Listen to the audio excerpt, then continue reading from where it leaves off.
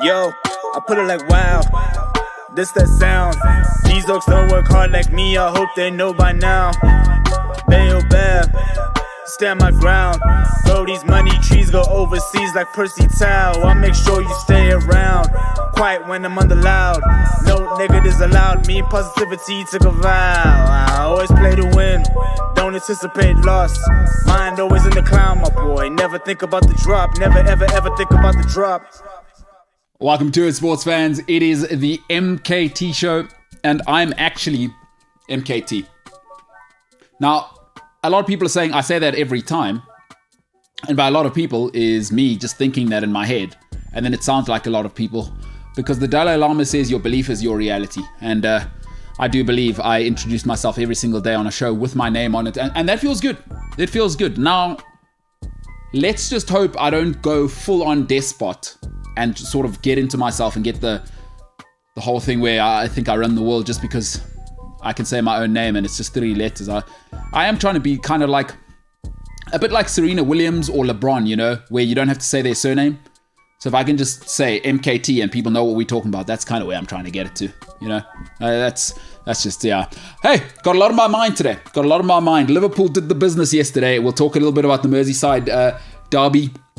We'll talk Cristiano Ronaldo and Newcastle. Are they doomed?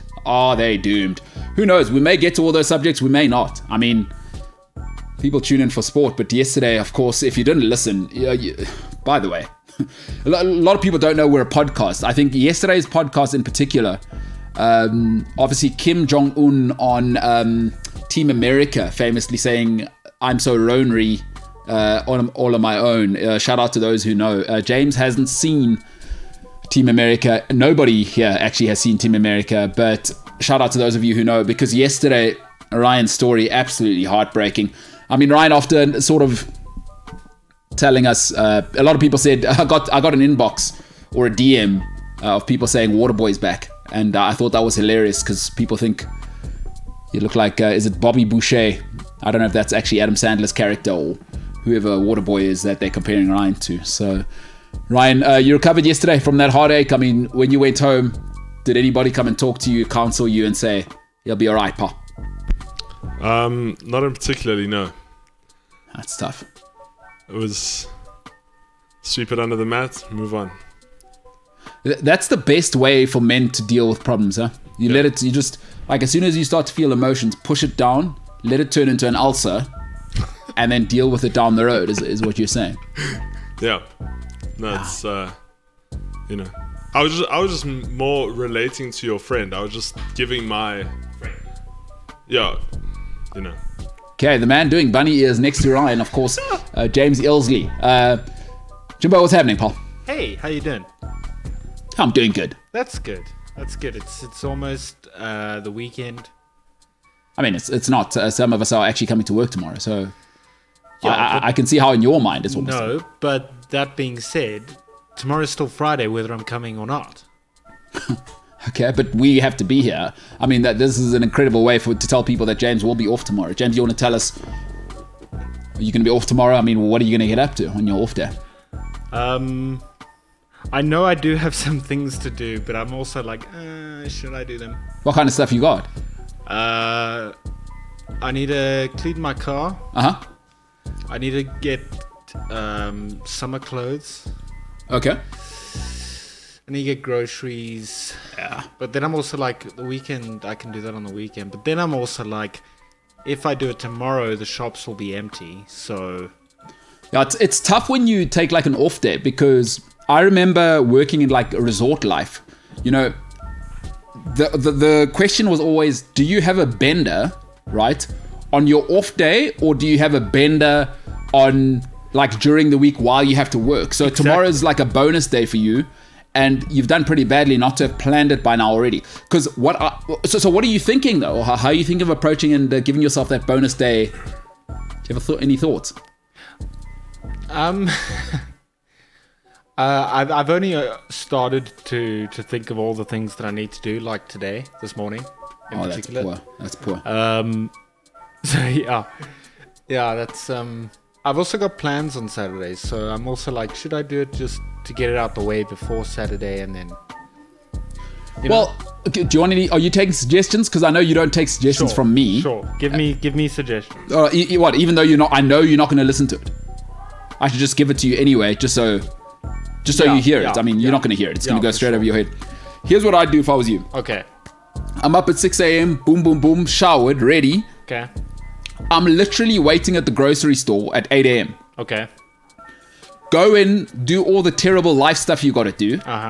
By like 11, you have to be done. And then you can almost just switch your phone off. And then you've actually got your bonus day. The last thing you want is to be the wake up at 10 o'clock guy. Because at like 1:15, you're still doing life admin, and then you don't really have an off day. You know what I mean? It can be like graft to, like, I don't know, if you got to go to like the post office or pick up your ID or whatever. I don't know what you're up to. Find chasing Pokemons at the gym parking lot or whatever you youngsters do. You don't be doing that at like 2 in the afternoon, right? So I do hear you, and I think you're onto something, because tomorrow is Friday, which means it is a workout day for me. So I probably still will be up early and just, start my day off right. And then... What time's early? Make sure that I'm free between 12 and 2 to watch a sports show on YouTube. But hold on, what time's early? I like that you're going to watch the show. Sorry? I like that you're going to watch the show, but what time's early? I wouldn't miss it for the world. Early... Probably between 6 and 6:30. Ah, it's too late. It's too late. You literally said wake up at 6. No, because I didn't realize you're going to do the workout thing. But now... No, he's not working out. I've realized why he's taking tomorrow off, and I'm actually a little bit jealous. Oh, let's hear it. Tomorrow, Justin Bieber tickets go on sale. That makes sense. And James is trying to ensure he gets some. I had no idea that was happening tomorrow. Yeah, so convenient. Can I please have Friday off, the one Friday where Justin Bieber tickets go on sale? But can't I buy Justin Bieber tickets from my workplace? Nah, but you got to be there for golden tickets. You don't have the... Golden Circle or whatever. Do they still do that, right? Yeah. So... it's only for next year, October. No, but still, it's Justin Bieber. Are you kidding me? No, because now I have to come to work tomorrow. I also wanted to buy tickets, but now I'm not guaranteed. Where you're going to be at home tomorrow, maybe 2 or 3 computer setups. I don't have to. Probably going to get all your friends. He's probably got all the screens. You know how guys are mining like Bitcoin? Yeah. He's got Justin Bieber ticket mining on 3 setups. Like, oh, jeez, can I get here? Plus now his lady's like James, I'm not getting... Yeah, I was going to say. Yeah, because... Is it her birthday coming up? Well, also, like, if his lady's in the mix as well, his lady's like, James, it's not going to be like last time, because I'm not doing where it's a little bit cold. And now he's got that kind of pressure, so he's got to mine those tickets. Yeah, that's tough, man, Jimbo. That's tough, buddy. Yeah, I just... I'm leaving to go buy Justin Bieber tickets, yeah. Justin Bieber. You think he's going to churn out, baby, ooh. Yeah. You reckon? Yeah. He's got to.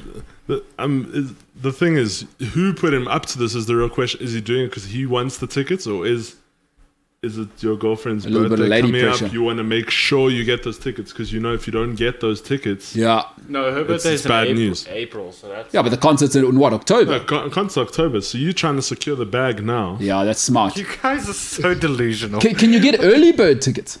Sorry? Is that a thing? Like early bird tickets, you maybe save yourself $400 or something? No. Early bird tickets just means you can get them earlier. So like if you belong to the big concerts, group. Yeah. I got the email. I got the email this morning. That's how I know James took the day off for this. So are you going, right?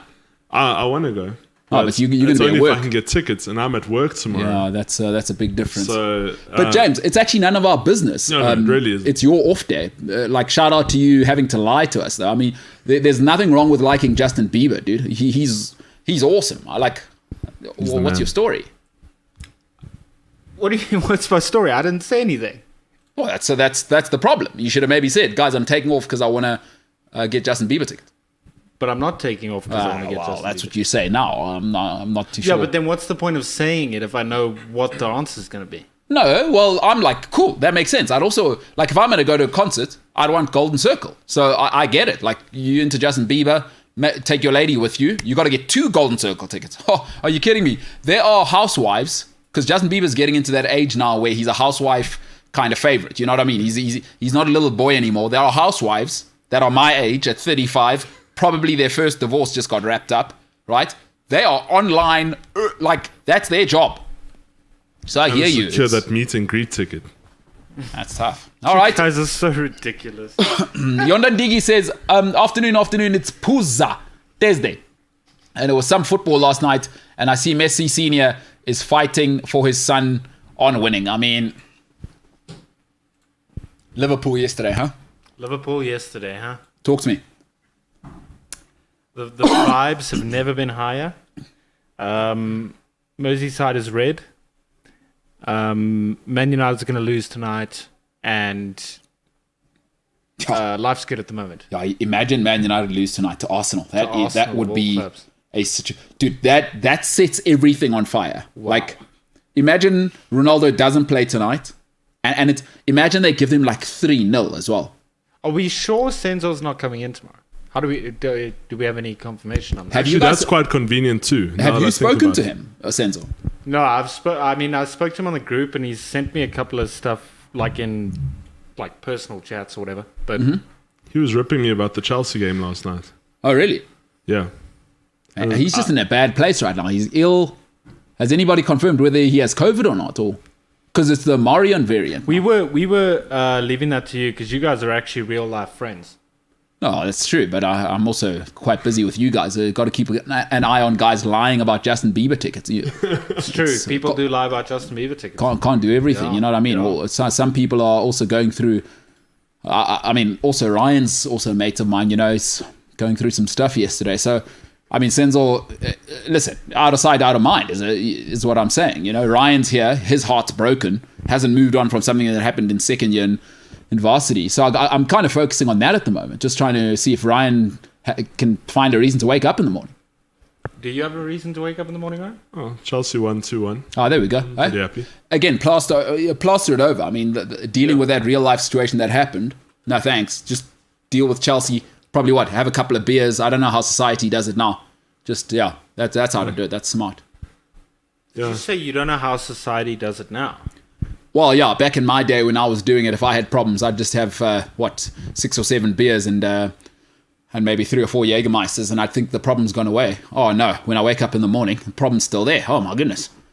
No, who would have thought, A lot of people would have thought. So, well, Ryan, I hope you haven't chosen the bottle, by the way, to solve your heartbreak problem, which you still haven't processed. Ryan, I heard a quote once. It goes, you won't find happiness at the bottom of a bottle. Yeah, I also heard that. Oh. I mean, it depends which bottle. I knew you'd say that. I knew you'd say that. Yeah, but, hey, James, heartbreak will, that'll, because Ryan was saying just burn that bridge or whatever yesterday, remember? Yeah, he was ready to burn bridges and stuff. Because he's also not sure if he's moved on or not. He'd be like, I've moved on from it, and then he's eventually at the end, he's like, just burn the bridge, burn it all down, and all girls are the same or whatever. Ooh. No, I didn't say that. No, you said the song. There's a song. No, that was in the comments. Oh, so you're not being the news, you're just reporting the news. Yeah. Okay, no, fair enough. And all I was saying was, if there's a risk, and the risk goes south, the bridge is burnt. It is what it is. Oh, so no chance. In the words of Drake, tables turn, bridges burn, you live and learn. So are you thinking of actually living that message literally, like taking it by the gospel instead of Are you actually going to go out and burn some bridges is what we want to know. No. Or have you metaphorically burnt every bridge to any possibility of love? Because that's another thing which could be true, which you may not realize because, part of the Wehrmacht, part of their sort of big Sorry, mistake say in again? World War II. Oh, Part of the what? oh, no, this is the problem with being around you, James. I thought you were a history guy. What did you say? Part of that? Yeah, there's a German guy who did some very, very terrible stuff from around 1933 to around 1944. He did some terrible stuff, and he had something called the Wehrmacht. Bless you. Yeah, they had scorched earth policy. That's where I was going, but you know it only too well. I do. They, scorched earth and stuff. Yeah, it was a bad, as you know, just bad decision to go fight a war on two fronts. It's true. It Russia is. was too vast. That was the mistake they made, is that you can't actually attack on both fronts. And essentially, another awful human called Stalin kind of... And mad and stuff. Who's mad? The magazine? No, mutually assured destruction. Oh, Yeah. okay. I didn't realize that was an acronym. Yeah. Yeah. Okay, well, that's cool. We've done a history lesson. Thanks for... What's happening with educating MKT? I also thought of it as we ended off that little thing. We can do educating MKT for the social media segment today.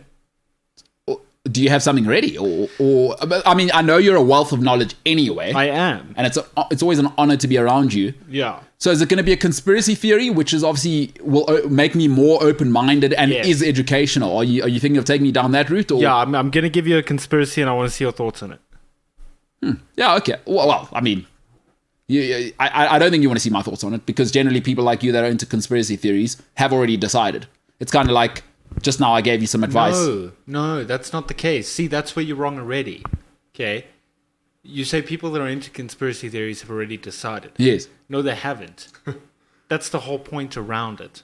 No. The whole point around it is you've already decided that the moon landing was faked. No, and I didn't nobody's say talking that. of that ledge. I didn't say No, that. I'm saying people that are into conspiracy theories, like once you're into that, people bring for sure. facts, as we saw the other day when I was trying to show you how some of the ridiculous things you were saying For sure. are impossible because I know stuff. Your problem is you don't know anything. So No, that's not true. when I bring facts into it, it's very, very difficult for you as a conspiracy theorist to go, oh yeah, because in conspiracy theories, at no point do facts matter. So you are like they definitely faked the moon landing. That's, you know what I mean? I heard a ridiculous conspiracy theory yesterday. It was actually hilarious.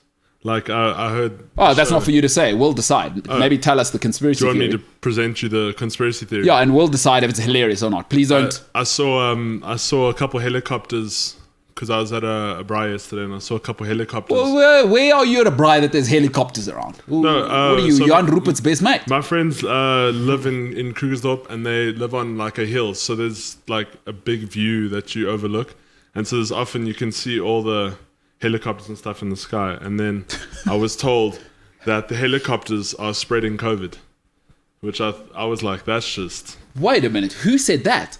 No, it was a friend of a friend. My friend was just telling me about it. He's like, no, you see these helicopters, somebody thinks that they actually spread the COVID with...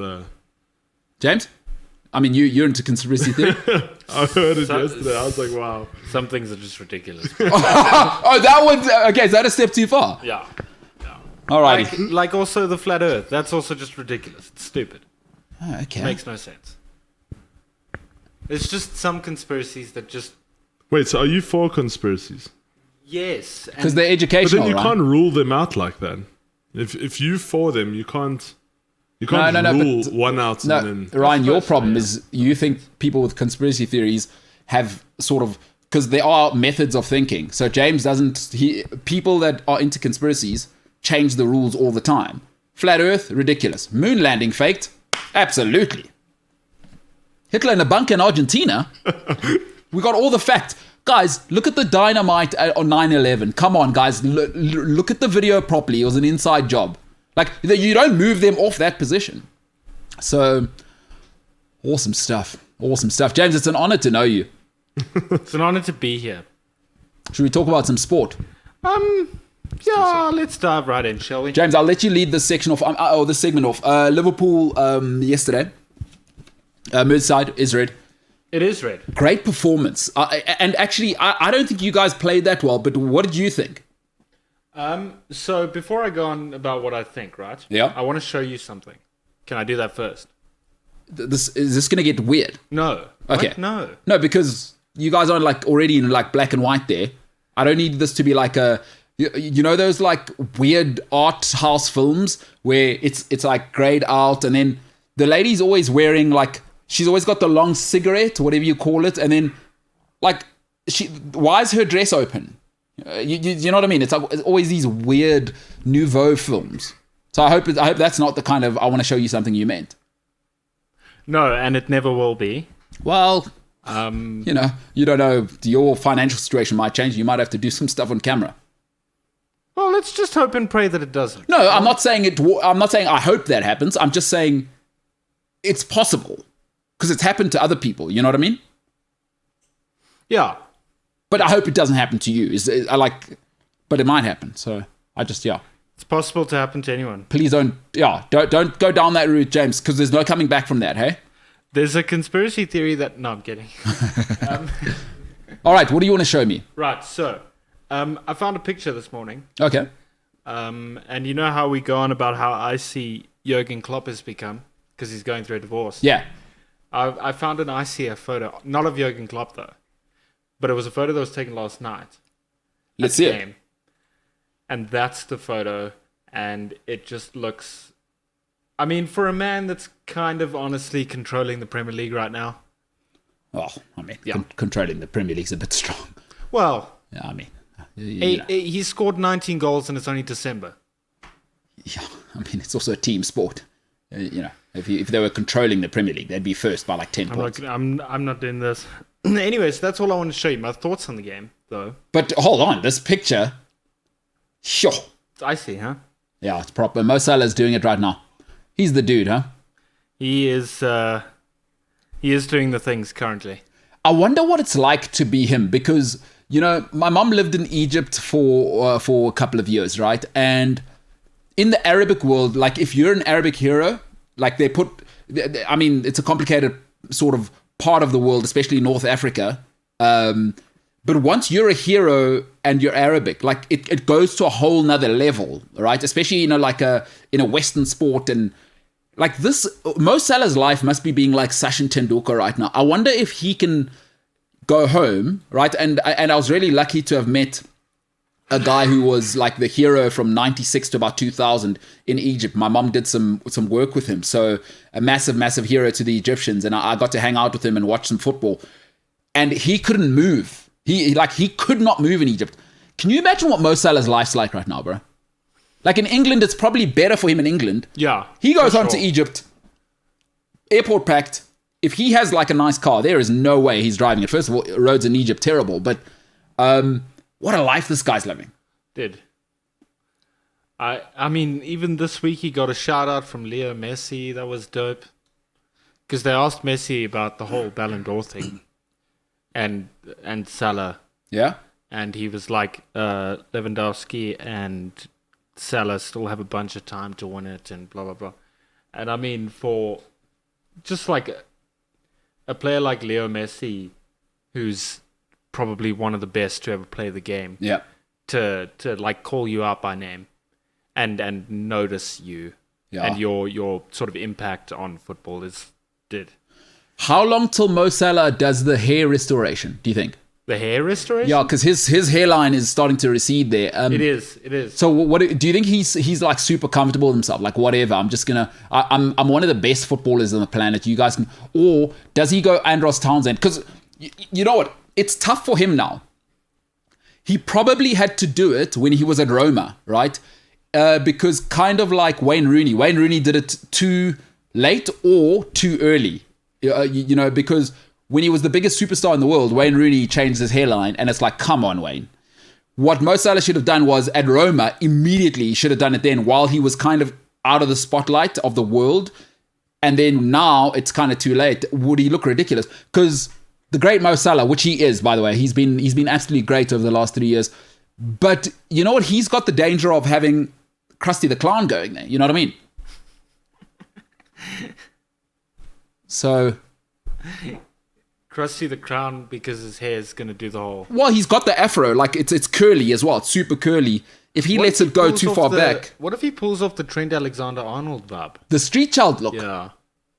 Well, I'm not calling it that. No, I'm definitely saying Trent Alexander-Arnold, who is one of the best young footballers on the planet, needs desperately to have a word with Callum Hudson-Odoi in the haircut department, because Trent Alexander-Arnold looks like a street child at the moment. And I don't know who he's getting advice from or who he's getting feedback from. I mean, it doesn't change that Trent has one of the sweetest right legs in world football, right? Did. Just one. The delivery is insane. Now, Trent, are you going to learn to defend? Because yesterday's goal, your fault as well. I don't know if you saw that. I did. Again, he's at right striker when the ball's in his own half. And Damari Gray, terrific finish. But I mean, see, that's the problem with Trent, is not only does he look like a street child, but he couldn't defend a piggy bank with an AK-47. And that is his core role. That's why Kyle Walker's ahead of him. That's why the BBW at Chelsea's ahead of him in the young Reece James. You know what I mean? It's a bit weird because nobody knows what Trent's position is. You know what I mean? Besides street child, or maybe he's got too much money. And you know how the grass is always green on the other side? And he's like, you know what? I'm bloody brilliant at what I do. I wonder what it's like to be poor again. Maybe he's got that. You know, they call it struggle envy.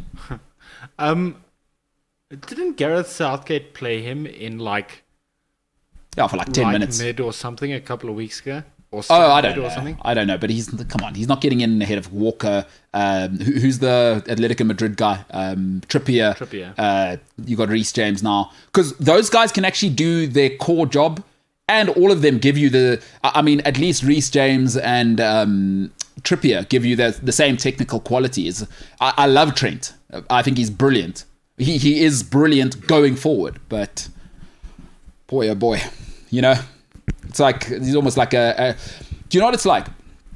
Imagine a tax accountant, but he's actually only brilliant at jet skiing. Like, that's not good. Be good at my taxes. I don't really care how good you are at jet skiing. You know what I mean? Is get your core job right. And also you can be good at jet skiing. Do you know what I'm saying, Jimbo? I don't know. I think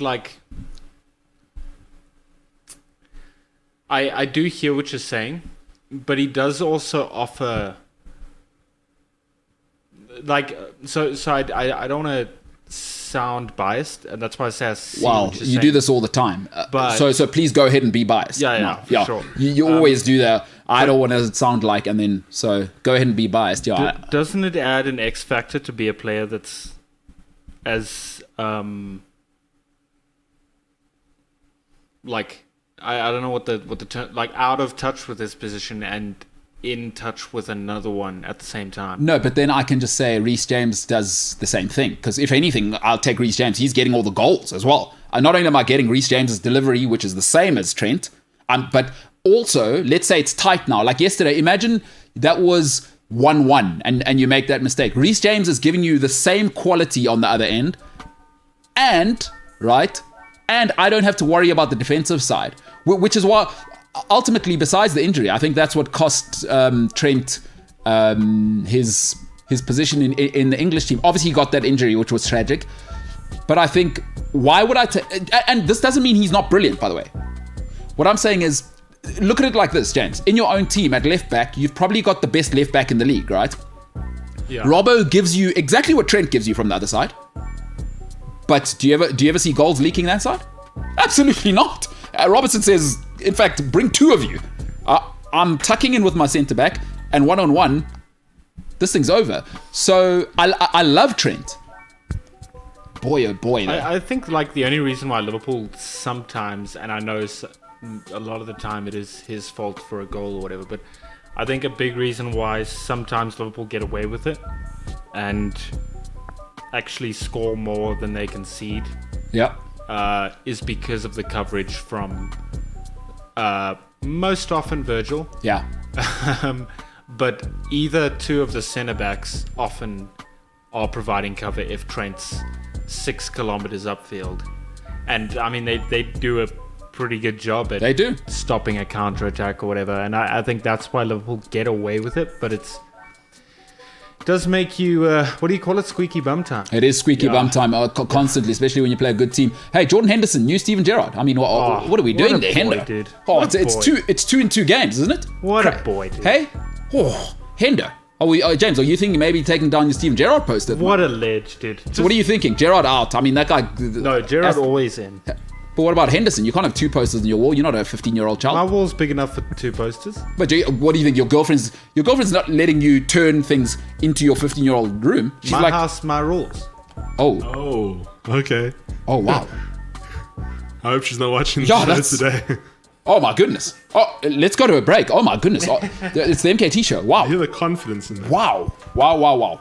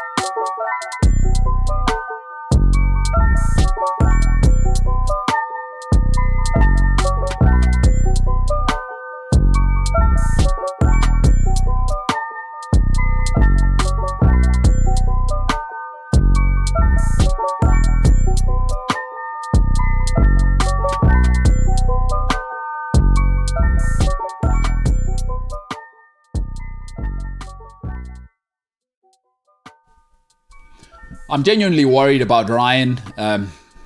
He's ignoring an issue in his life. He hasn't moved on from heartbreak. And listen, we've all been there, you know, man and woman, and we've all been there. You know, heartbreak is a real thing.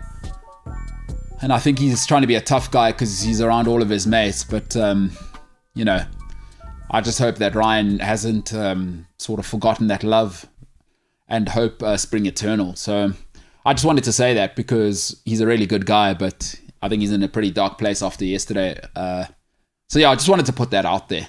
Just wanted to put that out there for Ryan's sake. It's pretty tough times. But hey, Ryan, as you know, tough times never last. Only tough people do. Yeah. Did you hear the regret? Did you hear the regret in Ryan's voice? He went, yeah. Yeah, I think he was doing No, I the. can't put it off like that man can. Yeah, he's awesome, hey? Yeah, Should I get him on the show, that guy? it would be so cool actually. What does he do? Is he a comedian? Or? No, he's a motivational speaker. Excuse me? No, I'm not even kidding. Okay. Motivational speaker. Yeah, it makes sense. He's Tough sticking times to his never last, brand. only tough people. I mean, that's inspirational on its own. That's why it went viral. That's a good Nice, point. sticking to his brand. Anyway, Liverpool last night. I want to keep talking about that because it's a little bit awkward at the moment. Before I bring James back in, because he seems very happy about it. But Rafa Benitez is not the problem, right? If you're an Everton fan, listen, you need to set a foundation, because I think what everyone's thinking right now at Everton is that Rafa must make it happen immediately. But I think Everton have skipped a step. And I guess the two clubs you can use to compare their model, and they're probably on the second or the third tier in terms of finances. But they thought, you just bring money, it'll work out, just get lots of players. But they didn't go through the stability period, because they went straight to Marco Silva, and that was a problem, and he wasn't ready, and it's just been awful since then. But maybe what they should do is copy-paste what Chelsea and Man City did, right? They're the two clubs that tried to take over in England and certainly are in control over the last decade or so. What Everton need to realize is that Man City let Mark Hughes stabilize the model first, right? Then they went and got the winning manager. Then you went Pellegrini, and then you went Mancini, and then that's how you have to do it. People think Chelsea just won straight away. You must remember it was 2 years before they started winning with Roman Abramovich. What happened was Claudio Ranieri was there. He stabilized. He brought in the early model. And then after you've stabilized with the money, right, you make a few errors. It's a little startup. Then you bring in the guys, and it's a process. So Everton fans mustn't get impatient. And I think it's so important for Everton now to realize it's not the manager, because Marco Silva, right, the great Carlo Ancelotti, it's unstable right now. Carlo probably came too early. Carlo Ancelotti had to be the manager after you've stabilized, not to come and stabilize. That's not what he does. Horses for courses. Rafa Benitez is perfect for what Everton need for the next 2 years. Write this season off. Because at the back, if you want to be in the top six, you can't have Michael Keane as your captain. I think Seamus Coleman is an absolute Everton legend, but I think we saw last night, he's past it. Right? If you want to be at that level, if you want to go to the next level, you're probably going to have to fix the back four. Folks, copy paste. What did Chelsea do first? They fixed the back six, right? They went and got all the big stuff. They went and got Carvalho. That's when they went next level. Carvalho, Terry, Paulo Ferreira, Ashley Cole. That's what you fix first. Peter Cech. That's where they started. Right? Everton, I'm not sure what's going on. I'm not sure what the model is. What did Man City do first? Vincent Kompany. You get that right. Right? You get the keeper situation right. They had Joe Hart, who was unbelievable at the time. You get the back four right, the back six right. You get the defensive midfield. They went and got Fernandinho. That's what you have to do. Everton are making such big mistakes if they move on right now. And you can't have Michael Keane. You can't win with that. You saw last night. That ain't it. And you know what makes it worse for Everton fans and why you'll panic? And I've always said this, I am a sibling. It's always easier, and I'm just giving you my life's interpretation. It's always easier if your sibling's successful, but they do it in a separate city, right? Or a separate country, because otherwise it can create a family dynamic. If every Sunday your brother or your sister, who matures a little bit earlier, comes to family lunch or dinner, and they keep talking about their success while you're trying to get it together. Unfortunately, across Stanley Park, Liverpool are possibly the best they've been in 40, 50 years. So the Everton fans, it's going to heighten the panic, because every Monday you're seeing the opposition, you're seeing them at work, and you know what it's like. They're grinding your gears. So if you are the Everton fans, settle down. You've got it wrong with 2 managers in a row. Rafa is the right guy. He's trying to clean up the mess. Relax. James, you feeling any threat from Everton? You think if they throw more money at the problem, there might be a threat in the next 4 or 5 years? Or what are you thinking? It's just a bunch of... It's like, you know when your little brother starts to get confident around... Let's say you're 2-3 years older than him. He starts to get confident around 12 because he starts to grow, but you can still kind of put your elbow in his throat kind of thing. Like, hey, get the hell out of here. Well, what do you think about Everton, dude? think it's interesting because there was a point where like Merseyside derbies were truly unpredictable, and it was because of how good the setup at Everton was, as well as the setup at Liverpool. Or I don't want to say as how good they were. It was more so that they had similar strengths and weaknesses as clubs, right? And I think over time with Liverpool bringing in new management under Klopp and new players and basically recreating the entire club over the last few years, I think it's sort of left Liverpool behind a little bit.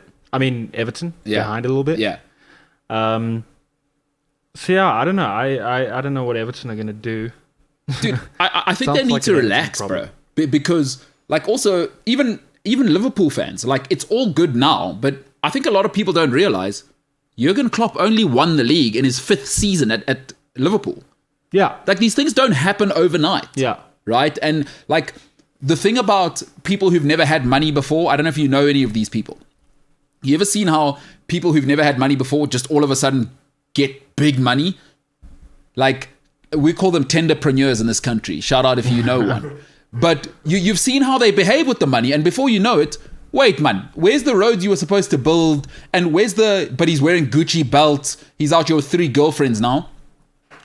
That's how Everton are moving right now. It's like, you know, they don't know what to do with money. It's almost like, we got to, instead of the old institutions build slowly, you invest, you know, you get a financial advisor. Everton right now, they're moving like a tenderpreneur right now. You know what I'm saying? Which is kind of how Liverpool were moving a little bit at the beginning. And then they just like, we all in on Jurgen. All right, Jurgen, what do you need? And he said 2, 3, 4 years. You know what I'm saying? And even with you guys, right? You went like Mane, Salah, Firmino, and all of that stuff. And it wasn't working out. And then you got a guy called Virgil van Dijk. And that's when you were starting to take care of stuff, because at the back was the issue. And then you went and got a proper goalkeeper. And then what happened? Right? Next level. Boom.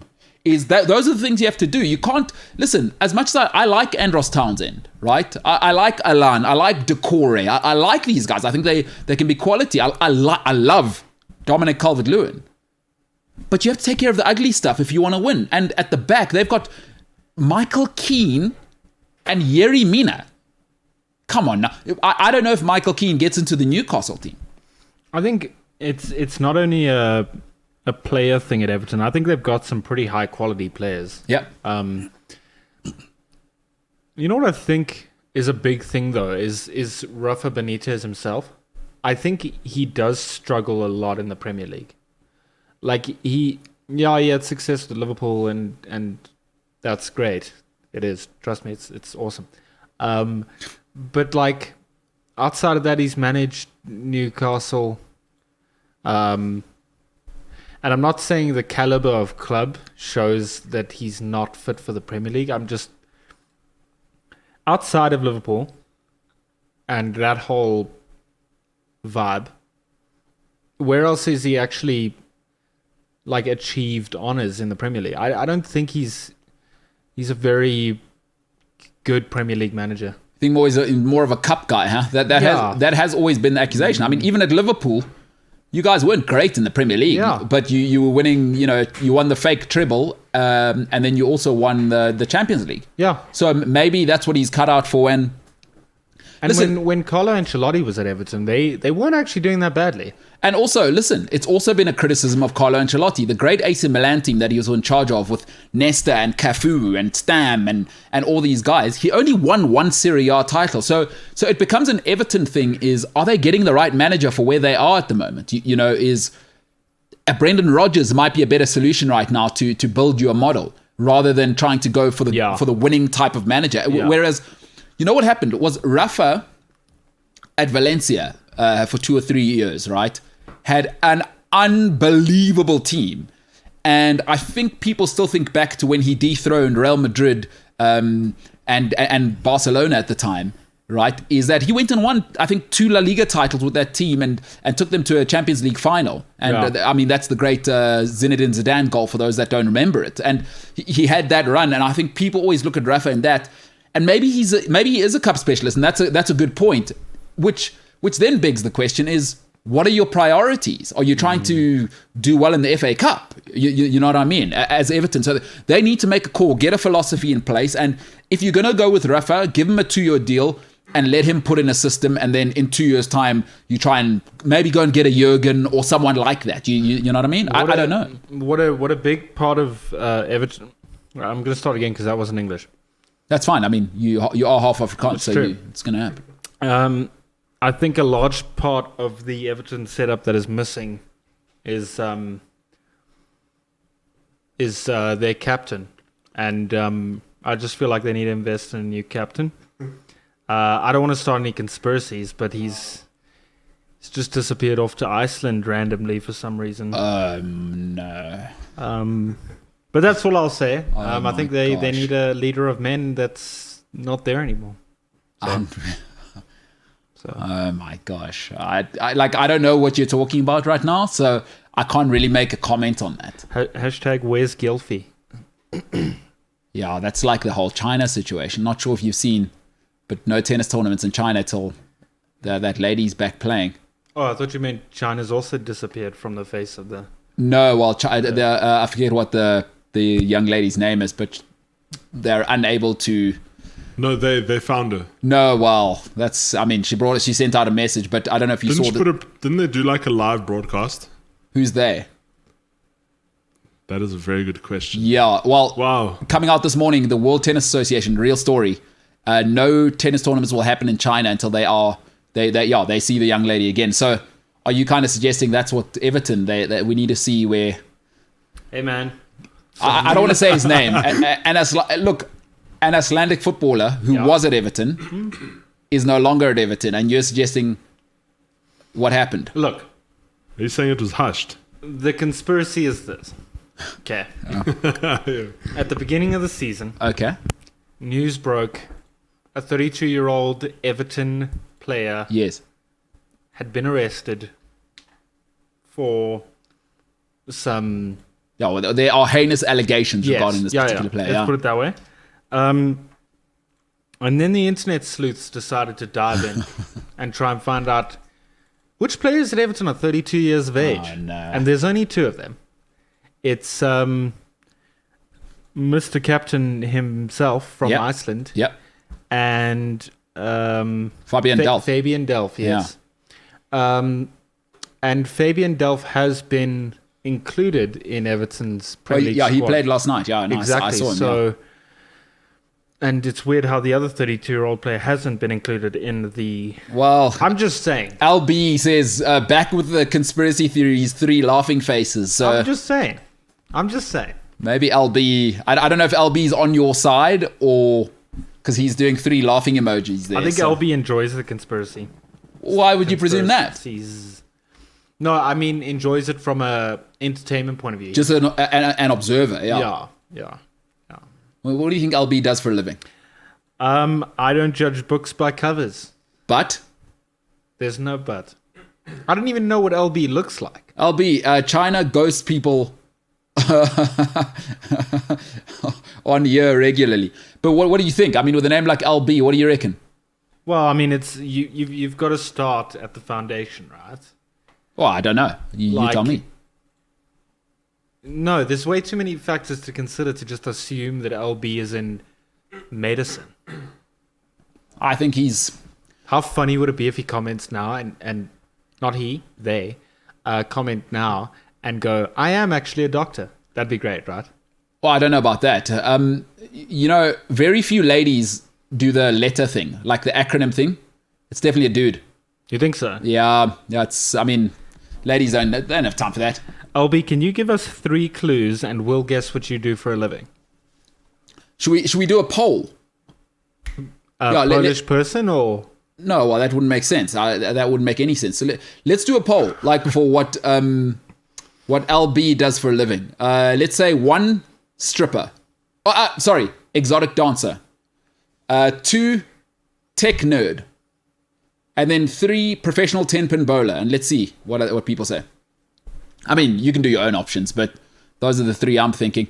I reckon he's a DJ who's never been paid to play a gig, but he's the guy with all the software. I reckon. Definitely a Portuguese guy, because all my Portuguese friends, shout out to you guys, you need a Portuguese mate. Always the guy with all the latest deep house tracks, and he's a DJ, but he doesn't actually do it for a living. Does weddings. Huh? Stinkmina says, mid-table clash tonight, how the mighty have fallen. Lol. Do you want to talk about that, James? I do find it awfully hilarious how 2 of the 2 clubs that used to be legends of the game, giants Yeah. in their sphere, titans of industry, if you will, Love that. are now fighting for 7th place. You know what's awesome?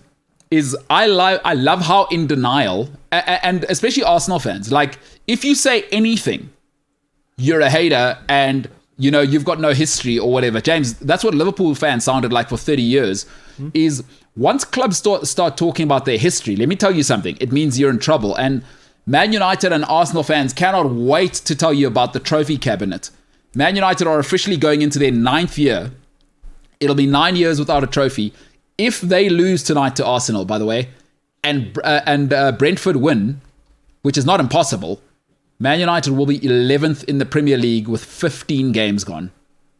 That is the reality of what's happening right now. Arsenal fans are celebrating possibly just being in the top 4, 14 games into it.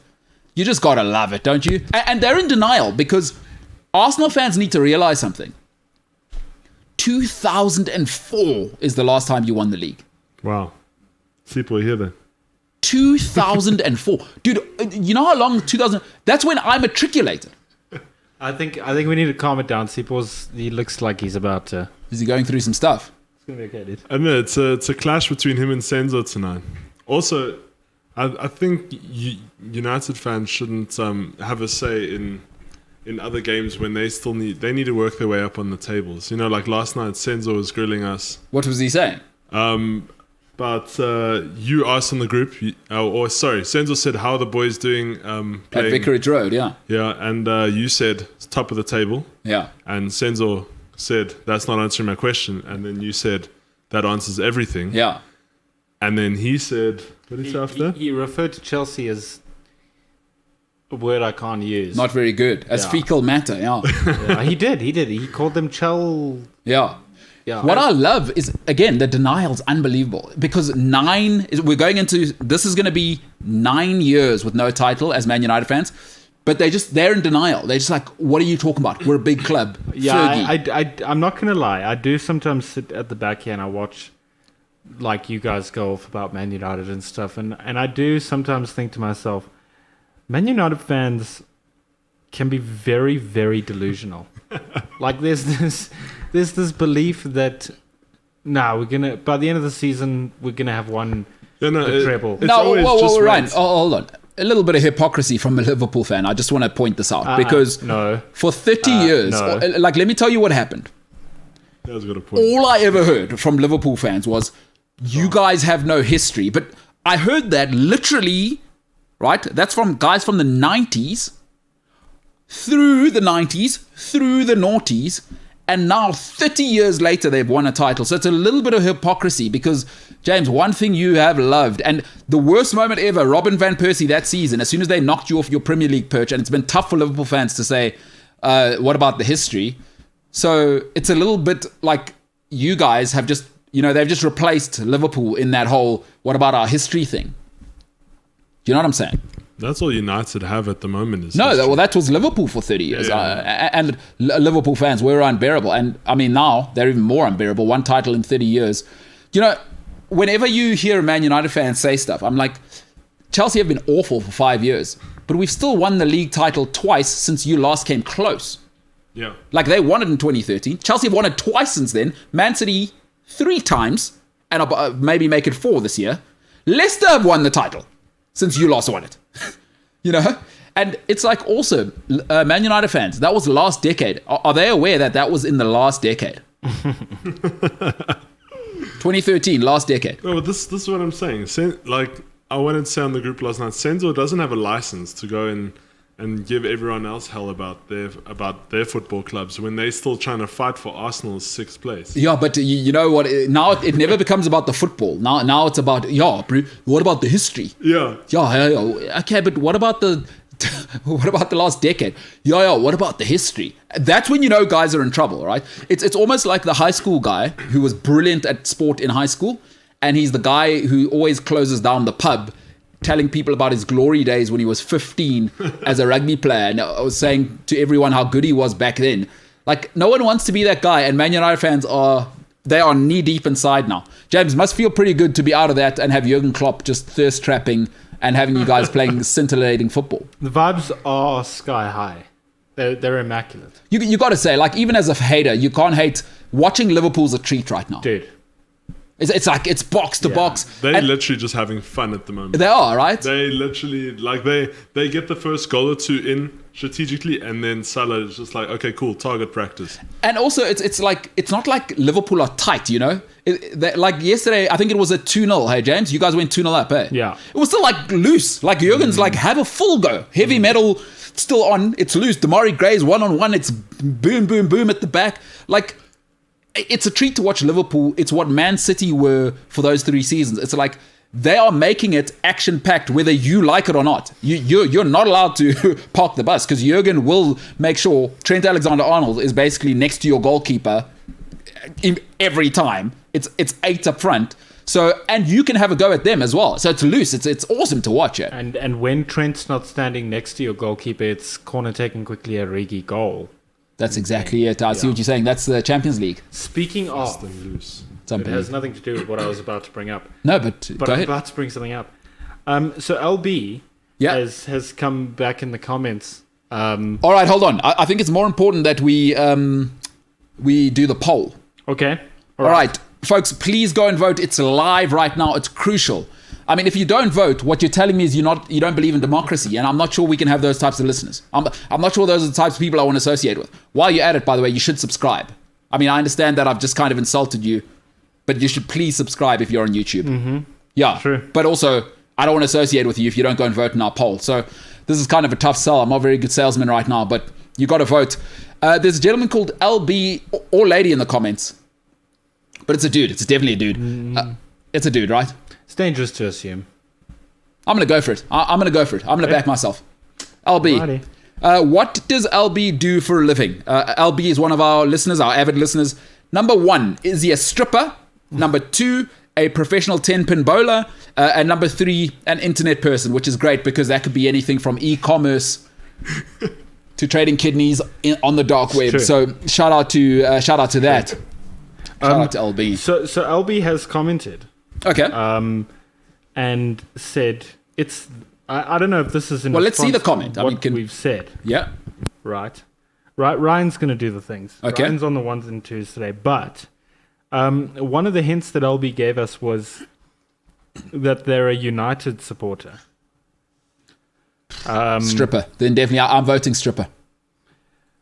And then 8 meters down to get down is one of the other clues. 8 meters down to get down.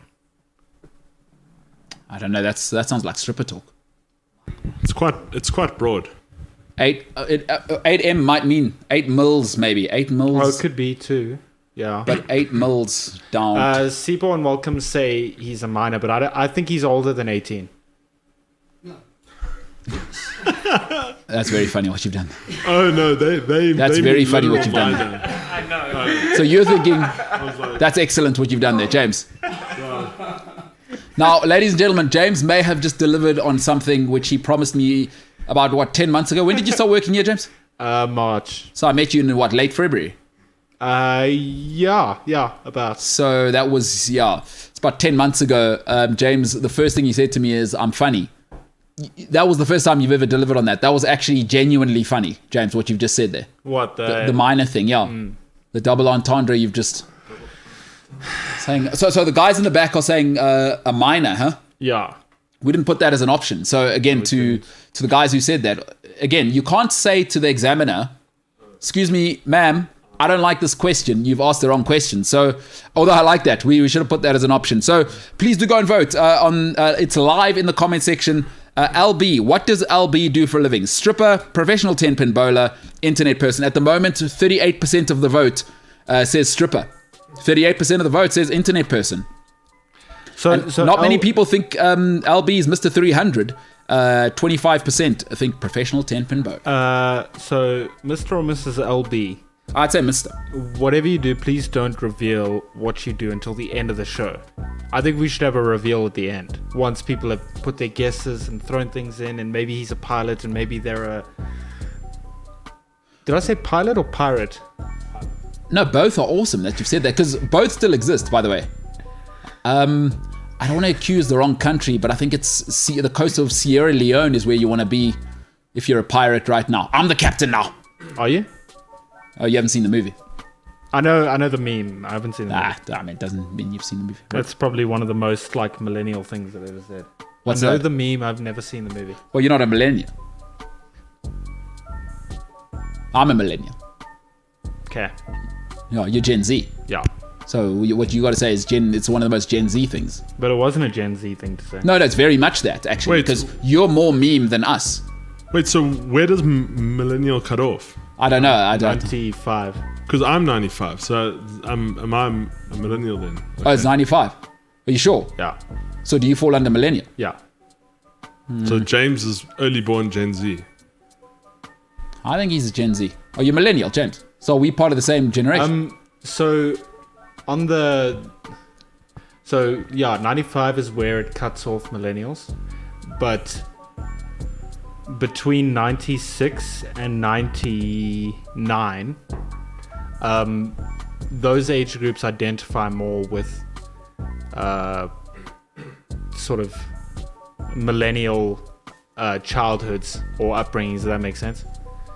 Like a lot of shared not memories, but shared experiences as a child and growing up and stuff. That's why, I don't know. So when were you born? 97. Okay, but I've just Googled it here. It says millennial. That's Gen Z. Yeah, but that's what I'm saying. I know it's Gen Z, but between 96 and 99, that age group, those age groups identify more with millennials when it comes to... Yes, but that's not how it works. You don't just get to say, like, I don't just get to say, I think I'm an aeronautical engineer. No, we already have parameters for it. And according to Google, Gen Z is 1997. If you were born between 97 and 2012, you're a Gen Z. But yeah, Like it doesn't matter where you identify. Well, what does that mean? no. To be honest, have you met people from Gen Z? Yes, James, and you. No. When I'm were you born? 95, so I'm. Oh, you're a millennial, yeah. Yeah. No. But the thing is, right, there was a jump between 95 and the 2000s that if you were born before the 2000s, you still in that sort of way, because by the 2000s things were very different. So that's why those 5 years still relate back to the 90s. Yes, but guys, again, I've got a science degree. You know what? I relate with particle physicists. That's what I feel. What are you talking about? No, it's like growing up with the internet and without the internet. Like I had no internet growing up. Yes, but guys, what I'm saying is you don't get to decide this. We've already got academic literature that says if you were born in 1997, you're Gen Z. Yeah, so maybe those Gen Zs born in the late 90s just more relate to the millennial yes, generation. but what I'm saying, it doesn't matter what you relate to. I suppose. If you are born in 1997, you're Gen Z. We have academic structures for this. Listen. Why are you guys going with your feet? Oh, No, James, listen. James, I've been closed-minded again. In this day and age, you can be anything you want. You can be a penguin if you want to be.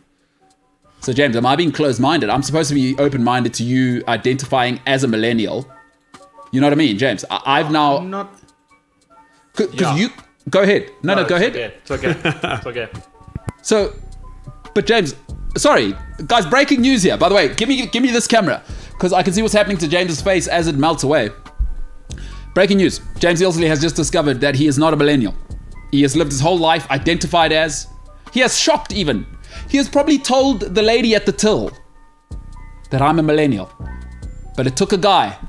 Perhaps his ego's too big. Perhaps he's closed-minded because he's not into conspiracy theories.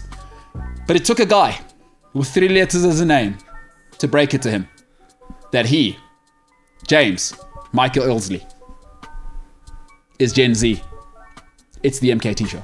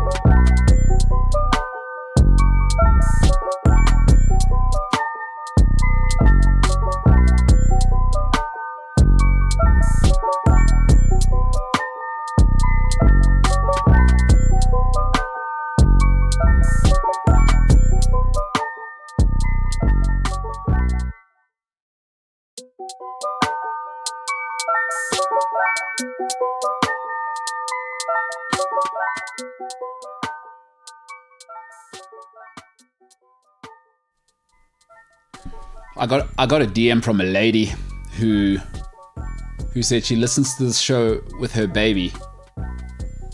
Yeah, like, no, she's just had a baby, and I'm thinking to myself, oh my goodness, are we helping to raise a baby now? How bad is that? Like, this is what the baby is going to be thinking. They're a, I don't know, millennial when they're not. Hey? The history lessons are going to be about a bunker in Argentina. You know what I mean? I mean, guys, imagine that. We are... Also, I was kind of thinking, I'm not really happy with that lady for telling me that, because it's quite a bit of pressure to help raise your baby. I didn't think that was part of the deal, I mean, I take babies pretty seriously. It is important how we raise our kids. But boy, oh boy, do we need to worry about this baby now? We're helping to raise a child, and she says she loves the show. So, James, I don't know what you think about some of the stuff you say going into a baby's brain. Yeah, that's what I'm thinking. I'm surprised of the stuff that's in my brain. And what about this poor baby? Although, I don't trust babies anyway. I've always said this. Why? They know. Babies know what's going on. What did they know? They know everything that's going on. It's weird. They're like looking at you. They do the Google Gaga, like I can't talk thing. They know what's going on. LB says the baby will be open-minded. It's good stuff. That is good stuff. My Tracy eye Bard. keeps twitching, and it's very annoying. What's that? My eye keeps twitching. So like this eye keeps closing itself. And then I'm like sitting like this. It's really weird. Oh no. Are you having a stroke live on the show? I think so. Oh, this is not good for your off day. At least I've got an off day to recuperate, I suppose. I mean, I don't want to be insensitive to somebody who has had an actual stroke, but James, if there is one bad way to spend an off day, it's with a stroke. In a hospital. Well, I don't know. Are you going to go? I mean, that's not being very open-minded. I don't know what the causes of a twitching eye are. I'm sure I'm fine. You're not a doctor. Yeah, but I don't need to go to the hospital every time I stub my toe.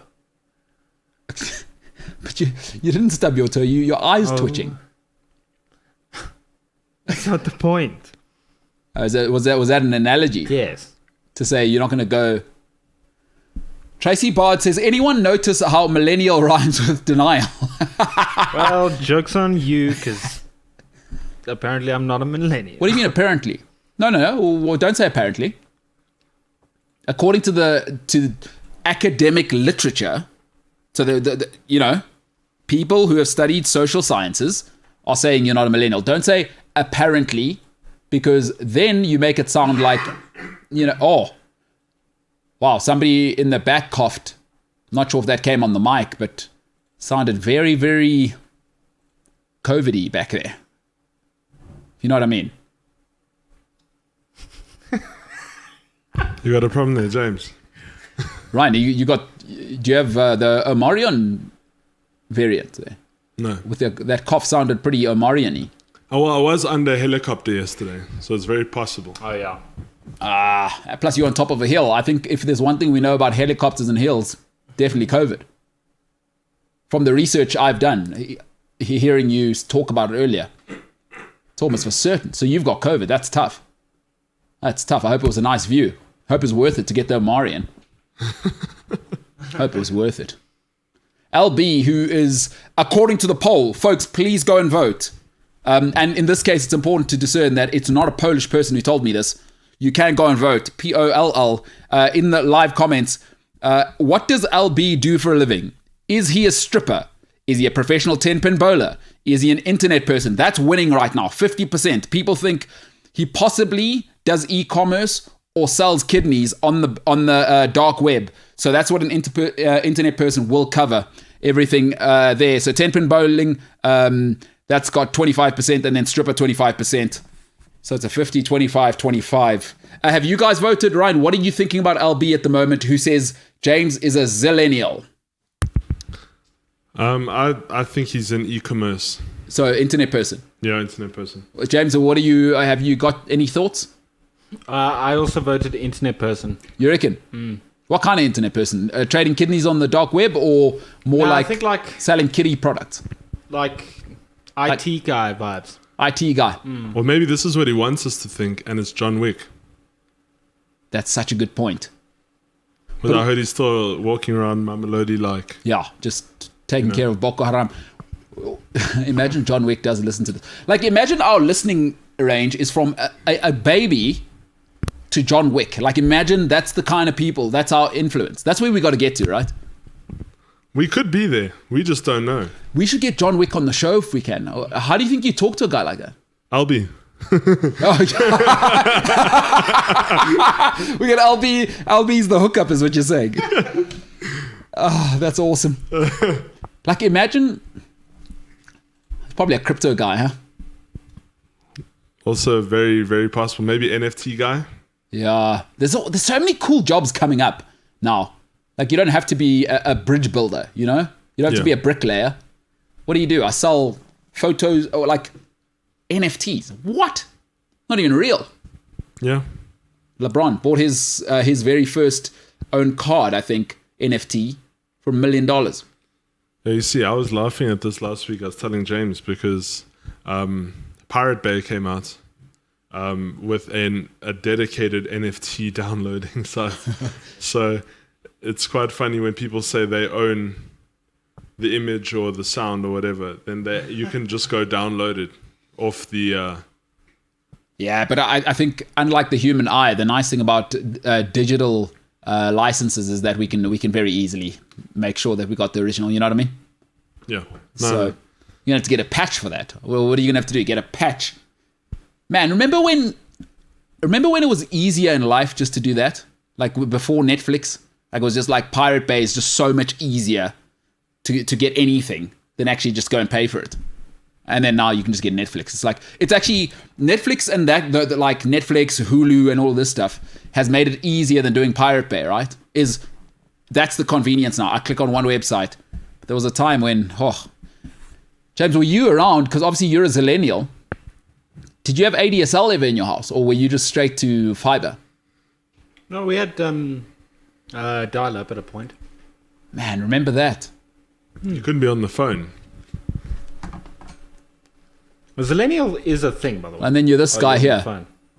Yeah, but now you see, you're cutting off the internet. That's what I'm connection. saying. Remember this whole thing. Yeah. Who's on the phone?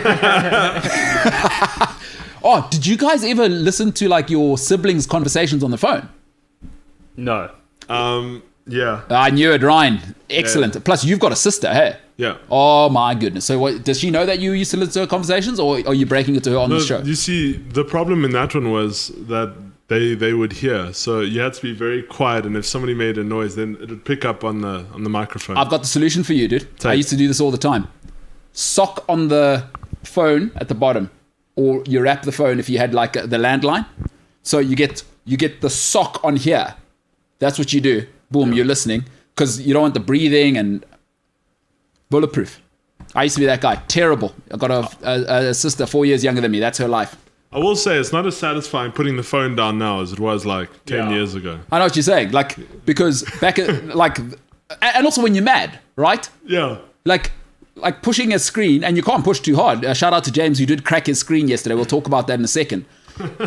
But you can't push too hard. Whereas if you're not happy, right? Like back in the day, like, I don't know how conversations go, and I don't want to be this kind of guy, but God, I hate you as well, Denise. You know? Yeah. If you watch the Wolf of Wall Street, it wouldn't have the same effect as, you know, when throws down the phone like that. Yeah, but like I mean, you could. And here's the one for today. Your mother was right about you anyway. You can keep her. You can keep her. I don't need you, you bloody bastard. That's nothing. Yeah. There's nothing there. There's you know what I mean? Unless you want to actually slam your phone down and then... Speaking of which, to your left is a man yesterday who decided to do a WWE move on his. He's got like one of these high-end cool guy. I'm a designer phone with 16 cameras.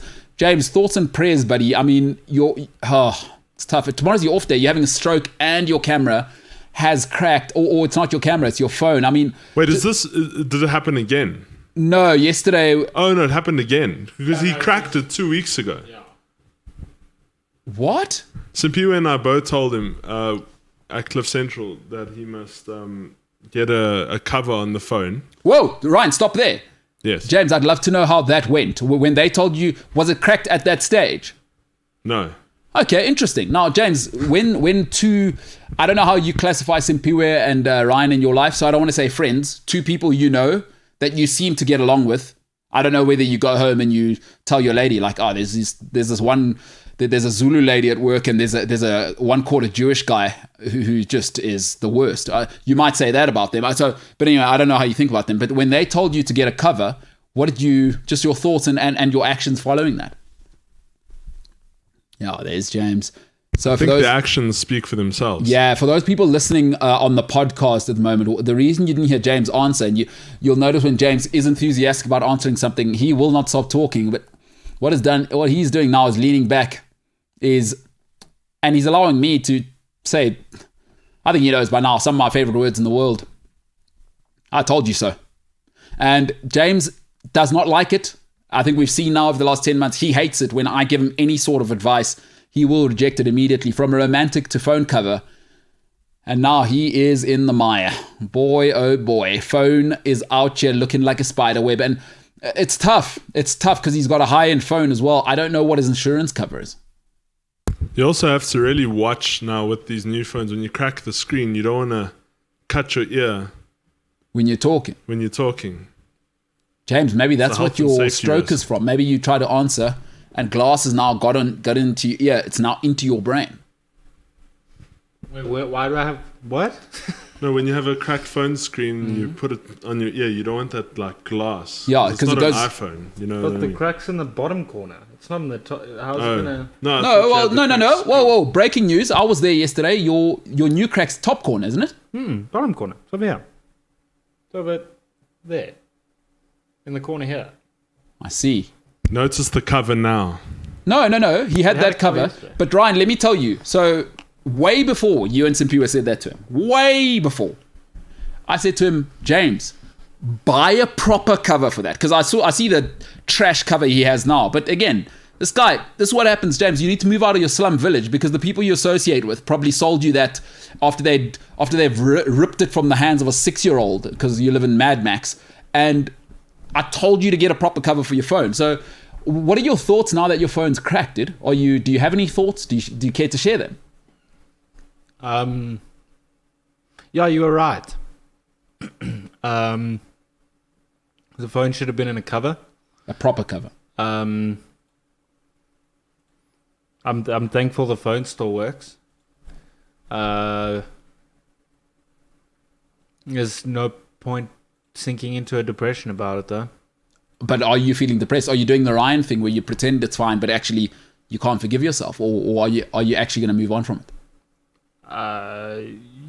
Yeah, pretty sure I've already moved on. I'm chilling. You don't have the look of a man who's chilling. It is a nightmare. It's on your off day, a stroke and a crack cover. James, thoughts and prayers, pal. Thoughts and prayers, T's and P's. That's T's and P's. It's a rough way to go into your off day. Check. You know what? Use this or lose it, right? Get the stroke checked out. Get a proper cover for your phone. That's all I'm saying. Take a lot of tension out of your life. Gutlenkos, he says, the only things that's certain in life are taxes and death. Now I think Bill Belichick going to the playoffs with a QB that has a dad bod could enter that frame. He's quite right. Bill Belichick doing it again. People said Tom Brady's gone to what we call the Tampa Bay Gronkaneers. Of course, the Glazers, who are winning American side, they are not doing it English side. But they, of course, own the Tampa Bay Buccaneers. Tom Brady went and won, of course, a Super Bowl. Took them to the promised land after Jameis went through 33 interceptions last year and 5,000 yards. Quite incredible.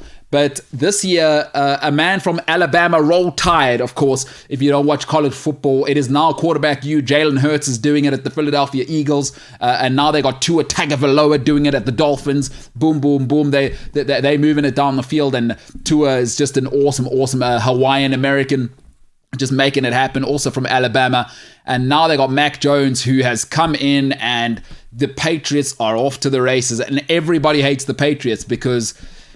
hey, they're probably the greatest dynasty that football has seen. And Mac Jones does have a dad bod. To those of you at home, Google Mac Jones cigar. It'll make you... It is hilarious what his body is. But he's perfect for Bill Belichick, a guy who's quiet. Same with Tom Brady. What they're doing is we lean on great defense. J.C. Jackson, by the way, a guy who will take the ball away at cornerback. Another one that they've got, because everyone thought Gilly Lock, Stephon Gilmore. Oh, no. Bill Belichick should pay him. Belichick says, we'll get him out of here. I'll just go and win. That's Bill Belichick. That's a live press conference, what he sounds like. Tracy Bart says, just don't Google any medical symptoms. According to Dr. Google, you're having an aneurysm, a brain bleed, or going squint forever. Now, James, you've displayed 2 of the symptoms for going squint. Oh, no, we can't hear you there, mate. 2 of the symptoms for going squint? Yeah. What do you mean? Which ones have I displayed? Yesterday, you'll remember looking at a screen that was about 15 centimeters from your eyes. You were squinting with glasses on. Now your eyes are twitching. So, are you having a brain aneurysm? Yeah. Because I heard it on a YouTube comment from somebody I've never met. I've been trying to keep it on the DL. I'm sorry you guys have to find out this way. It's not DL, it's LB, dude. And is he possibly a stripper, professional 10-pin bowler? Well, speaking about it, he just dropped a comment now. It says hearts go for 1M. I heard 1M, 1 million. 1 million. What? 1 million rupees? Well, he's leaving all the clues. Wait, I have a question before we move on. We can't. We're not allowed to. Yes.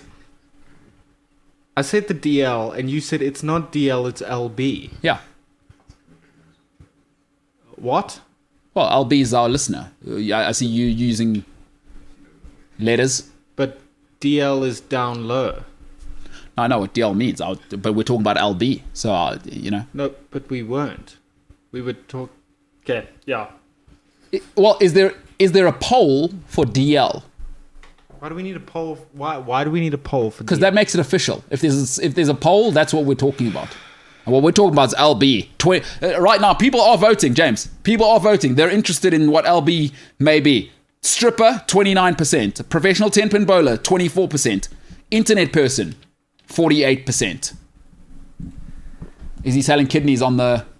You ever been on the dark web? No. Also, if I have, I probably couldn't, and wouldn't tell you. Yeah, that's yeah. Totally with you. Have you thought about what you're going to do on your off day? No, I've been busy. I'm doing things. That's what you say. I'll probably come to an agreement with myself by tonight at like 10 o'clock. That's a bad idea. I can live my life the way I want to. Hey, how millennial of you? A zillennial is actually a thing, by the way. According to who?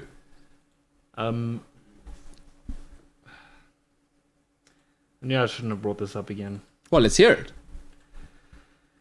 So, it says here, right? Where?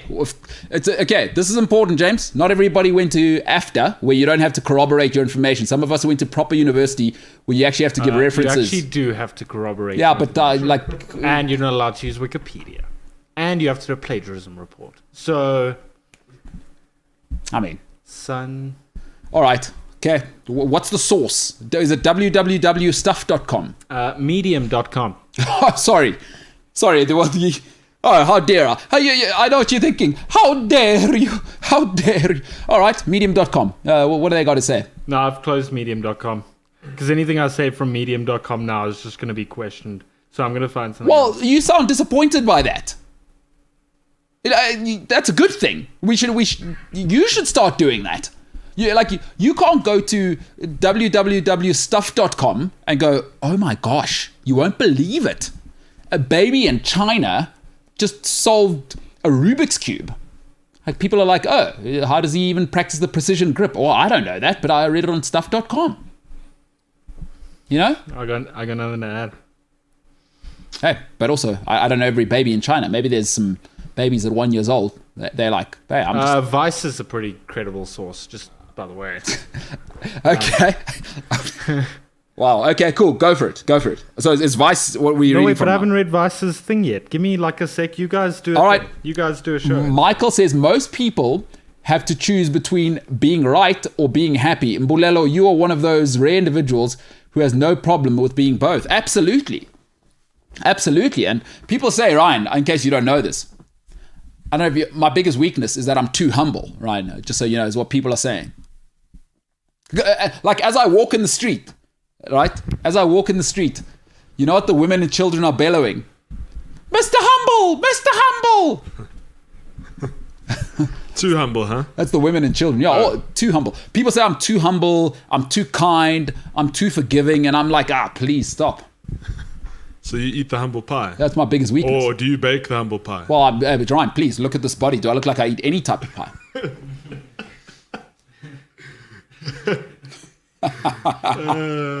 All right, let's talk some football. Yeah. This is tough for me. And I mean, we got Sipho in the back there, who's maybe the most Zulu person in the world, right? And for those people who don't know, Newcastle, there are two Newcastles. There's Newcastle, and then there's a Newcastle. So I just want to clear this up for Sipho that I'm not talking about a Newcastle. I'm talking about Newcastle. So that can be tough. If you're a Zulu person listening to this, I understand how that can be confusing.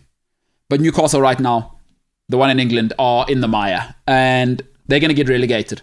And it's ugly. It's ugly. But let me tell you something about my personal life that I've learned.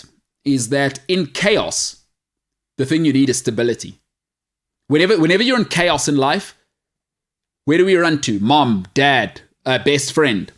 Right? The reliable ones. Listen, when we're in chaos, honestly speaking, and I think it's the same for all of us. There's maybe, as much as we love all of our friends and our family, there's probably 2 or 3 people we know to phone. We know that if I get into a terrible accident, this is the first number I'm phoning. I love my best friend, but no, I'm going to call my sister or brother or mom, whoever it may be. In chaos, you must find stability. Newcastle are in chaos right now, and they've basically called a teenager. They've called a teenager. And it makes absolutely no sense to me, because the best way to predict the future is to look at the past. Folks, Bournemouth, we could all see a couple of seasons ago, about 10 games into the season, they're going to get relegated if they keep playing like this. Eddie Howe did not change. The one thing you need, folks, is not only that stability, but you must be willing to be flexible in crisis. You must be willing to adjust in crisis. Eddie Howe at Bournemouth, he would not change the way they played. It was crazy. We could all see it. That team shouldn't have gotten relegated, but he wouldn't change. And Newcastle should have got an interim manager. They should not have got Eddie Howe now. They should have got an interim manager. Maybe the Steve Bruce thing, it was too clear that he wasn't the guy for the plans and they didn't manage that well. But they should have got an interim manager and they should have seen it through till the end of the year. Because I don't know if splashing 100 million in January will save them. I just don't know. It's too much of a disaster. Folks, we are 14 games into the season. Are you aware that Newcastle have not won a single game? A single game. They haven't won a single game in 14 games. It's nearly half the season. I think they've made a big mistake. And to always think that money will solve your problems. Listen, Bournemouth had one of the richest owners in the Premier League. What happened there? That team shouldn't have got relegated. And folks, I want to say something about Eddie Howe. I like him. I know he's British. He seems innovative. He's never faced pressure in his life. He's never faced pressure in his life. He was the second coming at Bournemouth with the way he got them promoted. And by the way, let's be very clear. When they got promoted, they got Russian money and they were the richest team in League One. They were the richest team in the Championship. And then the Russian money really kicked in the Premier League and they came 8th that one season. What possessed Newcastle to think this was the guy? Folks, he had a better team at Bournemouth, by the way. He had a better team at Bournemouth than Newcastle have now. There is nothing. You could have made 10 signings. It's not saving Newcastle this season. If they are going to survive now, it is going to be by the skin of their teeth. They've got the wrong guy, and I've got nothing against Eddie Howe. I'm just saying, institutionally, Newcastle have handled this one badly. And what it tells you as an institution, wherever you are, as a football club, the one thing you cannot win without, Manchester United, Arsenal, Everton are learning, is without stability. And Newcastle, I don't care how much money you've got, it is a disaster. They're going to get relegated. They are going to get relegated, and it's ugly for everybody, especially for Zulu people who think in Newcastle. By the way, Newcastle famously known as the Zulus, for those who don't know. So, boy oh boy. I mean, it's tough. It's tough when your manager looks like a child as well. Looks like he just wants to walk down the street and get an ice cream. That's tough. Eddie Howe. Oh boy, oh boy. Amanda Staveley, she doesn't look like the type. And Ryan admitted yesterday, right? Because everybody in the studio said, when I said Amanda Staveley looks like a Bond villain, I'm the bad guy. Until you lay eyes on her, she does look like a lady who will have sharks as pets. Yeah, that's what I'd say. That's Newcastle, gonna get relegated. Hopefully Eddie Howe doesn't get eaten by Amanda Staveley's pet sharks. I really, really hope not. Shout out Austin Powers. This is the MKT Show.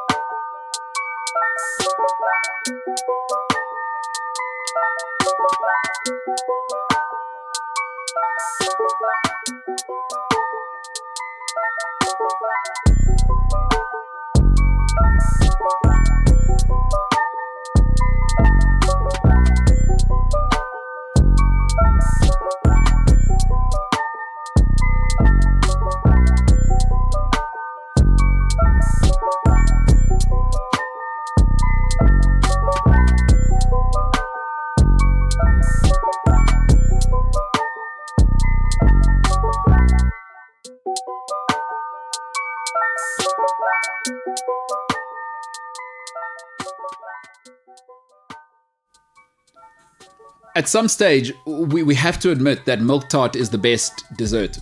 Because I'm sick and tired of having to argue this with people. Listen, I like a nice quality chocolate slice of cake every 3 years or whatever. I'll have a bit of dessert, I've earned it. I work out hard, but let's stop it. A good milk tart, generally, you know what I prefer? It needs to be made by an Afrikaans lady because they really crank up that sugar, I'm sick and tired of these health and wellness ones that you get at like Woolworths or whatever, where they taste, if I'm going to have a milk tart, you better crank that sugar up. So I just want to put that sort of announcement out there. Milk tart is the best dessert. And if you don't believe that, you need to shut the hell up. Those are my thoughts on that subject. So sick and tired of arguing it, It's not right. James, you're a dessert guy? Am I a dessert guy? Yeah. Yeah. Do you like to eat dessert straight after the meal, or do you like to just go out for a treat? Like, let's say you had lunch at like 12, you might go for a dessert at like 4, because I know both types of people. Do you know what I mean? Like, will you go out just to get an ice cream, or will you just have whatever you're having at home? I just kind of do what I feel like in like the moment. It's weird. No, it's not weird. I don't like having set things. So what do you reckon? Are you, because I'm definitely this guy. Like if I see something, like I see it on somebody's plate, doesn't matter how good my steak was and how full I am. If I see a good milk tart or chocolate cake, I'm going to be having some stomach problems on the way home because I'm going to try and stuff it in there. And I don't like to take stuff home. I'm like, I'm so full right now, but geez, that cake looked a good milk tart is crucial to many South African diets. James, you got Afrikaans mom. Does your mom bake? She never used to, but she started like baking and making and doing. Does she have Granny's recipe book? I've seen that a lot with my mostly my white friends have that, like a grand passed down a recipe book. I don't really see it with my black mates. Now, I don't know if that's because black grannies were more selfish than white grannies. I don't really know what the story is there. They were just like, no, I'm keeping all of my secrets. You kids can go to hell. But my gran certainly did not pass down any of her secrets. And my mom's an electric baker. But does your mom have that? Like that, where the pages are just like stuck together, kind of? So I'm not sure if my mom has it, but I know that we do have like family recipes. Okay. And I do know that my gran on my dad's side has a book, and it's got all of these recipes and stuff she's written down, and like, yeah, it's so intense because like that was just like the way you would do it, right? Nowadays you're like, oh, tonight I feel like a pesto chicken pasta, and you Google like a recipe for one. Yeah. Like back then it was like cookbooks, and you make your own thing here, and you do that thing, and you know. Yeah. And like, what if you're allergic to pesto? So it was like a nightmare to find that out. You know what I mean? Yeah. Like it was trial and error. Like this meal could be your last meal for no other reason. Yeah. And I don't mean that in the sense that Judas Iscariot is your best mate and he's selling you for $30. I mean, $30. You know, you could chew on a mushroom and that's it. Your throat swells up. Arrivederci. And see you on the flip side. Yeah. Do you know what I mean? So it was. Could you imagine living 100 years ago? No. Like like everything was a risk. Like 200 years ago, everything's a risk. Like do you know? Doctors were promoting smoking like 60 years ago. What? Yeah. No, you must go and look at advertising from like the 50s and 60s, dude. Like doctors were actively promoting it. Like it was awesome. So weird. I also know in Australia, on the cigarette packs there, they've got like images of like black lungs and yeah. Well, they did when I was there. I don't know if they've changed it. I know what you're talking about. I don't know what the sort of legalities are around that. So yeah. They say that tobacco companies are the only companies that kill their customers. and it seems that they are doing better than ever somehow. And people keep telling me leave people to do what they want. I'm like, oh my God, don't. Yeah, we saw it here during the lockdown. What's that? When cigarettes disappeared off the shelves, was- people had like proper dealers Dude, that you never even knew about. They had to just make plan. Dealers were driving around dropping. I was smoking some Cigarettes, yeah. other kinds of cigarettes, bro. Well, before we come back to that, Nico Kritzinger seems to agree with me. Milk tart, hot or cold? Yes, please. I agree with Nico. Like, milk tart's just undefeated. It's undisputed. Put it in the fridge, have it hot straight as they've made it. It slaps. True. That and my mom makes a dope Malva pudding.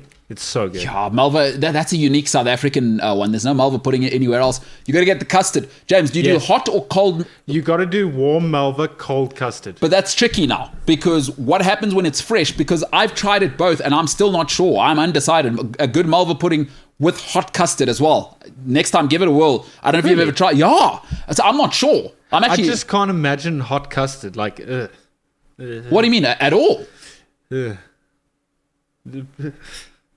Ew. I just. Yeah, but listen, Malva pudding. Okay, a little overreaction there, I'd say. What do you think of? I see they're talking about cook sisters in the comments, and Nico said a good cook sister should take the enamel off your teeth.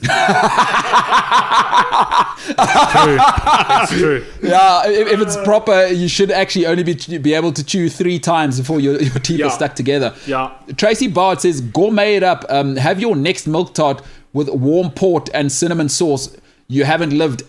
Tracy, you've caught me a little late. I stopped drinking, so I'm a bit of an extremist. I don't allow any alcohol in my body. But hey, I hear Tracy there. Like, you just get a nice port or something. I can imagine that must be unbelievable. Tracy, I do have a question.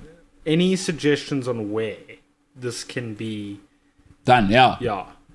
Because listen, a bad dessert can ruin an excellent meal as well. Like if you have, sometimes you go out with people and they're like, oh my word, you have to try this. you know what I'm saying?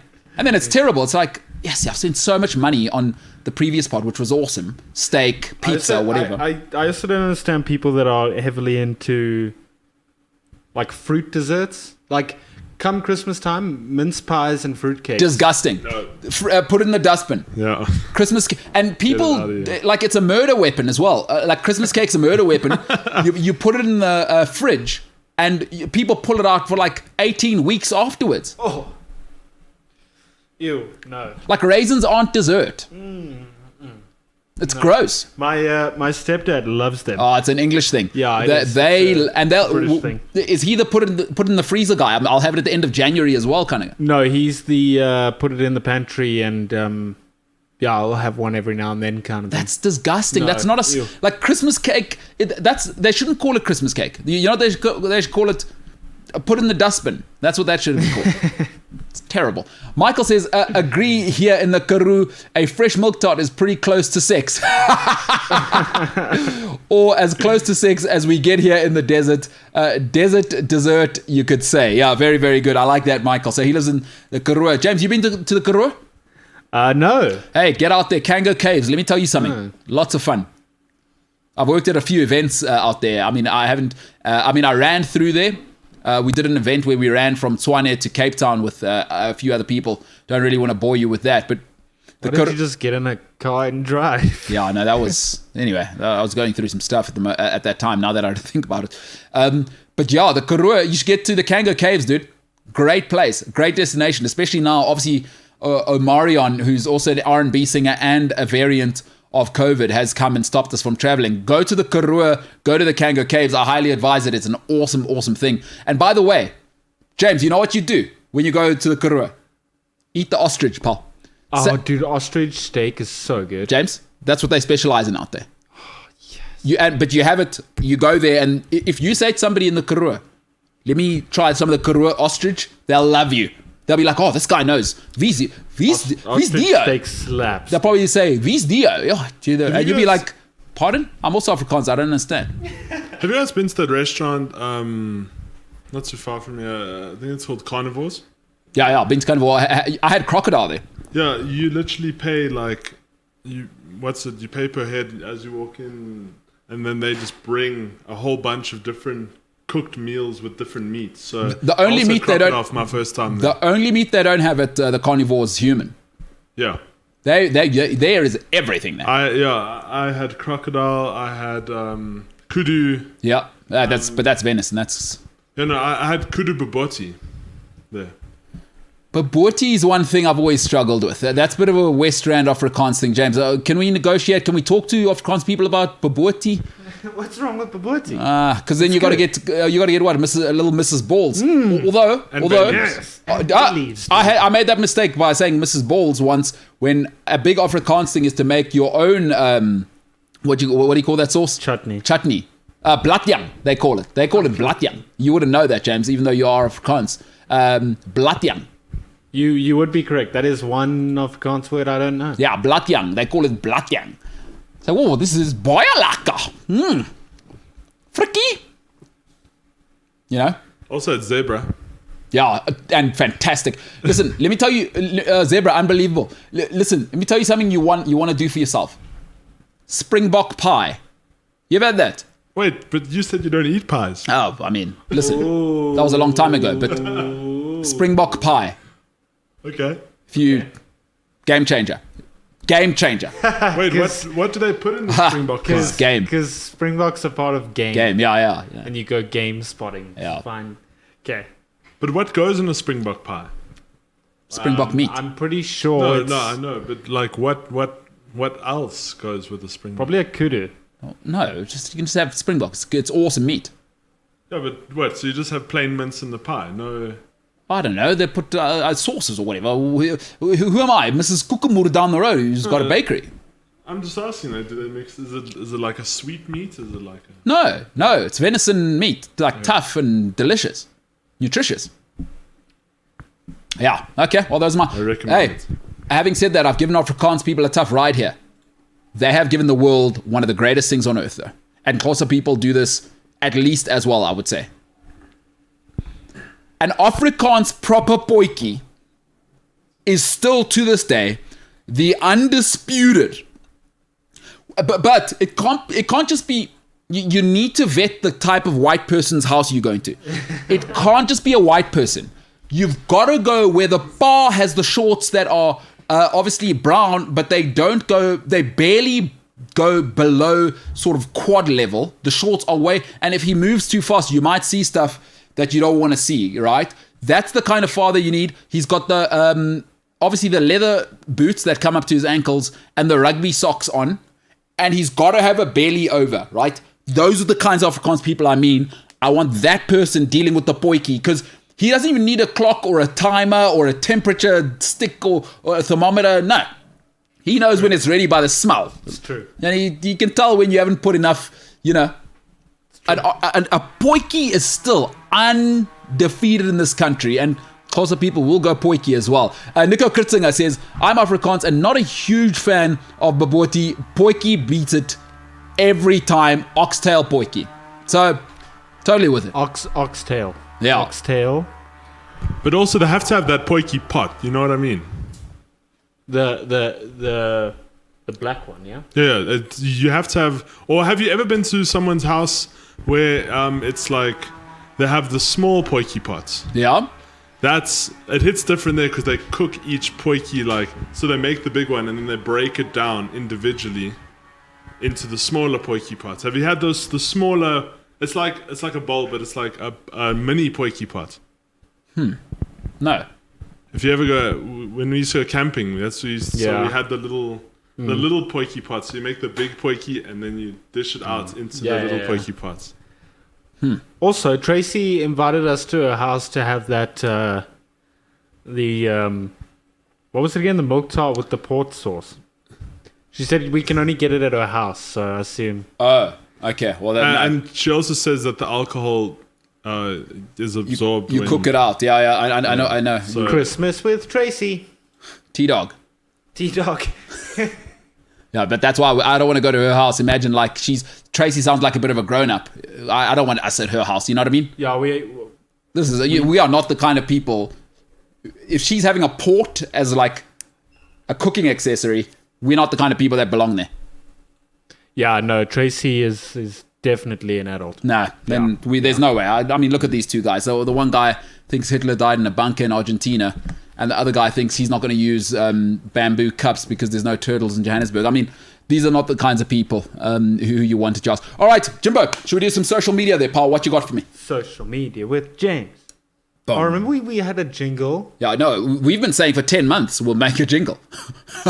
Damn, I forgot about that. Yeah, but I mean. Anyway, so you asked me to find the thing on Messi, right? Oh, I thought we were doing educating MKT, but yeah, let's do Oh, Messi. that was happening too. I was going to educate you on Zillennials. Okay, we'll do that.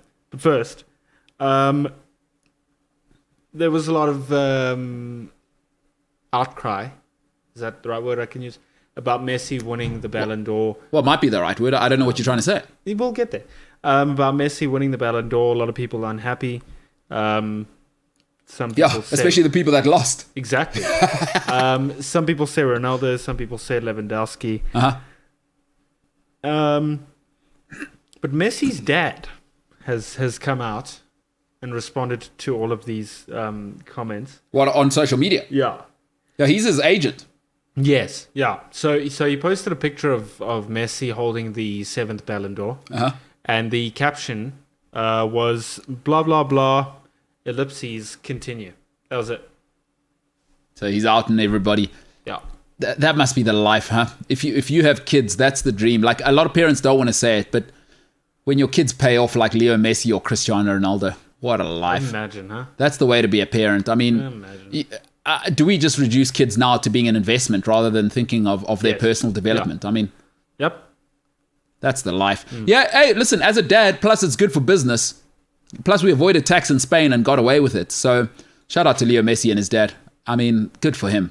Yeah, like whatever. You know, the thing about winning is there can only be one winner. Everybody else is unhappy. So yeah, shout out to everybody else who didn't win. That's going to happen. Lolsies. Yeah. Okay, and now we return, ladies and gentlemen, to a familiar setting. Yeah. Okay, because a lot of the time when we did educating MKT, the flashy battery thing was happening. I remember it in the other studio. Sure. Okay. You So have any it's- PTSD? Because, I mean, you had a stroke just now. I did. I can't look at the flashing thing too much because my eyes going to start twitching. Oh, again. you also wouldn't be able to see it. You're probably squinting because those glasses True. don't work. You might as well not have those glasses. True. It's the same thing. It's true. So, Zillennials. Okay. Go ahead.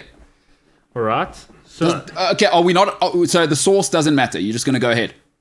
well, I've hopped around on a couple of websites. He reverted back to the source. Medium. No, so the reason why I'm back on Medium Okay. is because Medium puts it in a very In a way you like, in an easy to understand way. which is what you like, yeah. Doesn't have to be true. You just have to be comfortable with it. Go ahead. No. Go ahead, yeah. No, go ahead. I got you. I got you, James. Medium.com, approved by James Elsley. Hit Right, it. so there's a couple of other websites. No, let's just do Medium. I'm on Medium. Sounds open-minded, yeah. So it says here that you have to be open. No, I'm kidding. So the Zillennial is a unique generation, one that grew up in the transition from the non-digital to the digital first, right? So apparently, according to medium.com, Okay. Oh, now I believe it. Now you Yeah. got me. Go ahead. yeah, as cited in medium.com Yeah. 2000 and what is What are we using? The Oxford reference system there? Yeah, Okay, yeah. cool. As cited on medium.com, August 24th, 2019, warns, E.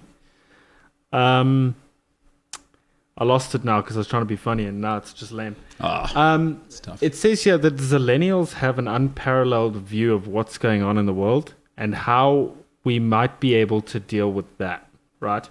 So while millennials might be too late in certain respects, while Gen Z might not indeed be able to conceive of much of life before digital, the Zillennial falls bang in the middle of those two generations. I did a dab because that's a Gen Z thing to do. If you're in Saudi Arabia, you'd be arrested. What? We spoke about this. What do you mean?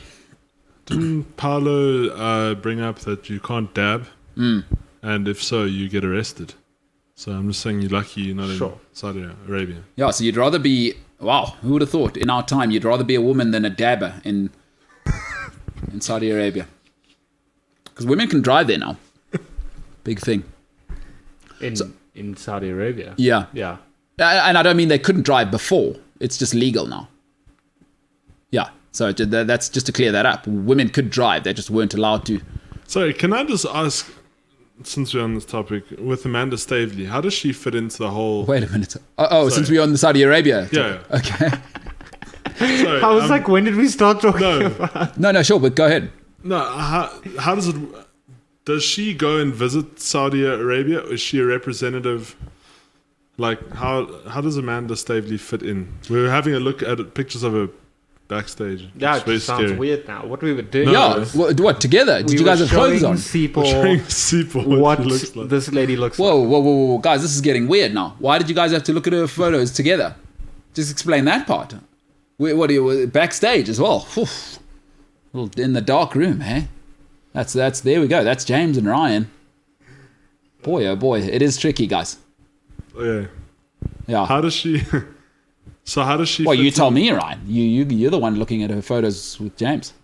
No, in how the does she dark. fit in with the Saudi All right. Arabians? So she's a business high level bigwig business consultant. So she was involved in. So she's clearly in business in that region of the world quite a bit, and has been for a long time. So the Man City deal, she was part of the panel that made that happen.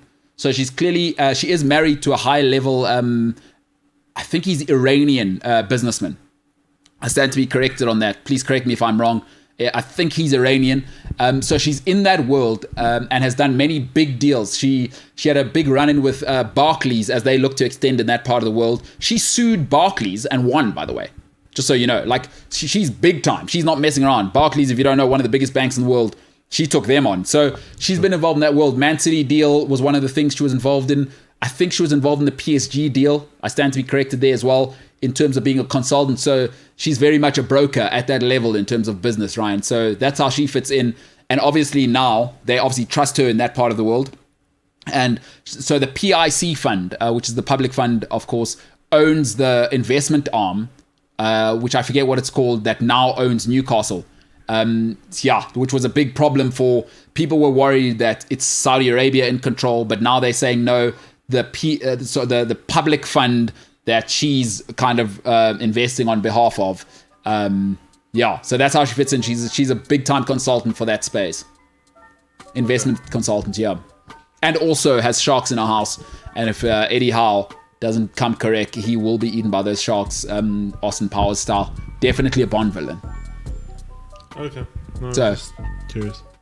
She's covering every base. Those two gentlemen there looking at Amanda Stavely in the back. A little earlier. Sorry, what's that, James? Can't hear you? I think I can't hear you on that mic. I didn't say anything. I didn't. If Amanda Stavely sees this and you had something negative to say, you're going to be bring shark it, food. son. Oh, yeah. Okay. You are going to Think be I'm shark food. scared of you? I am. I'm terrified. She is very good looking though, like weirdly too good looking, you know? Like I'm very, a good Christian boy, so. it's like very clean jaw. She used to be a model, by the way, back in the day. Ryan, are you just leaning across there to get Amanda Stavely's photo off No, phone no. you guys were looking at together backstage? Albie just jumped in the comments and said he has to go, but he just wants to find out what was our final Oh, the poll. on the poll. All right. Folks, you can still vote. You got about a minute left. The MKT Show poll in the live stream. What does LB do for a living? Is he a stripper? Is he a professional 10-pin bowler? Or is he an internet person? The people have spoken. 26% say stripper. 26% say professional 10-pin bowler.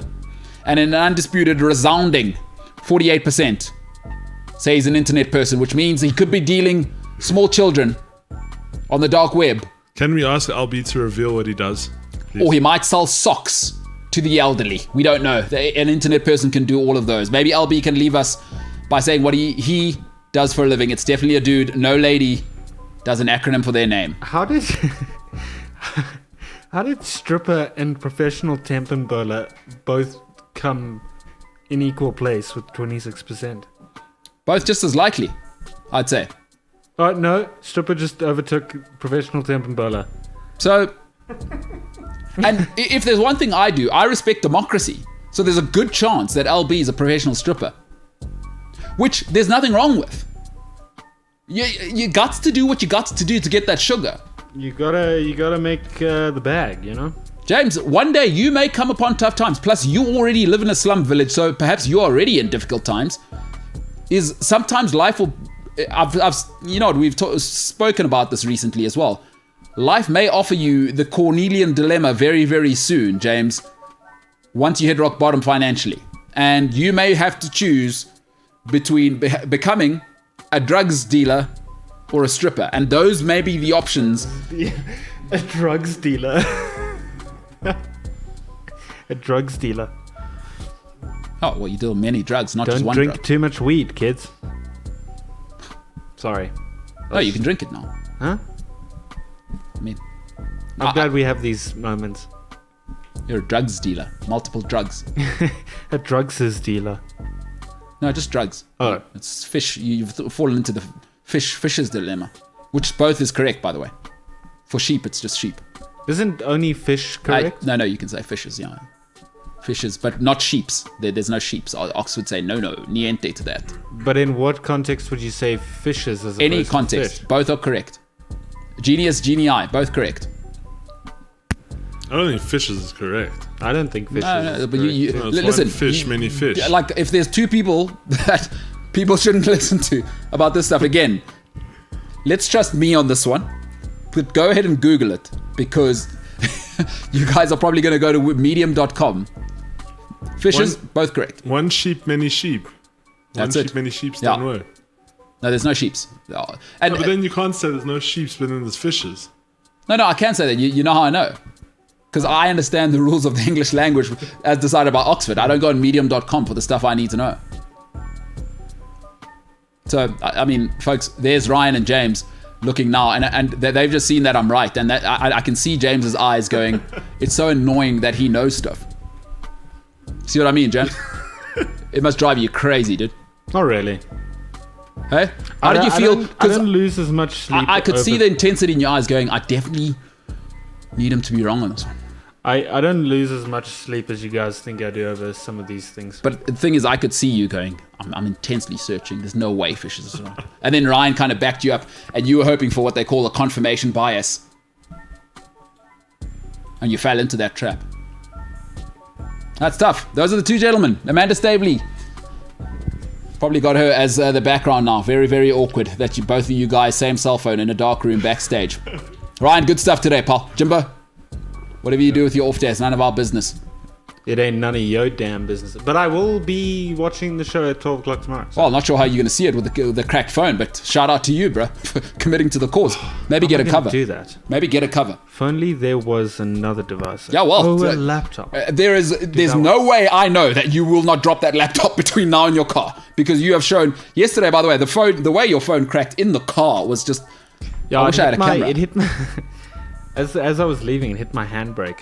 And I was putting it down, and then it fell, and it hit the handbrake on the corner of the screen. And aren't you glad that isn't there a better person? Who could you think of better than me to be standing right there? Aren't you thinking the most empathetic person you know was right there, and I made you feel better immediately, hey? Remember? I was like, oh, James, it'll be all right. Is that how it went? No, but you see, again, I don't lose as much sleep as you guys think I do. But what was my response immediately when you dropped your phone and cracked it while I was watching? It was what you would expect MKT's response to be. Which was? I was kind. I was like, oh, James, flip. I'm so sorry, buddy. But Hey? he wasn't. He wasn't so sorry. Oh, well, what was I? You were like, ha, I told you so, Yeah. friend. No, didn't say the friend part. I I just was said going I to say told you. another word, and then I realized I can't, so... No, yeah, I didn't say friend, though. Let's clear that up. I said I told you so, and you should listen to me more often. It's you know what you fell into there? It was a trap. It was the fish's dilemma. You're like, oh, he's definitely wrong. Also, you can say it, you just may not. I also know English. Wait, what? What's happening now? I don't know. It's so easy to confuse me. All right. I'm like a fish. Okay. To you at home, I think that's enough. To the lady who listens, I forget what your name is to the lady listening with your baby, I'm so sorry about the last 2 hours. To the rest of you who have made a deliberate adult choice, including the people in the Karoo, your ostrich is unbelievable. Kango Caves, South Africans, get there. It's incredible. It is truly a wonder of the world. I don't know how they do it. 89 degrees outside, perfect inside. Perfect. Like, it is scorching hot in the Karoo. Absolutely awesome ostrich. Ladies and gentlemen, you made the choice to be with us. Please do click subscribe as we are marching towards 1,000 subscribers on the MKT Show. Please do subscribe and get us there. Otherwise, subscribe across the board. The MKT Show, you can search that on every single platform. My name is MKT, and for today, we are the hell out of here.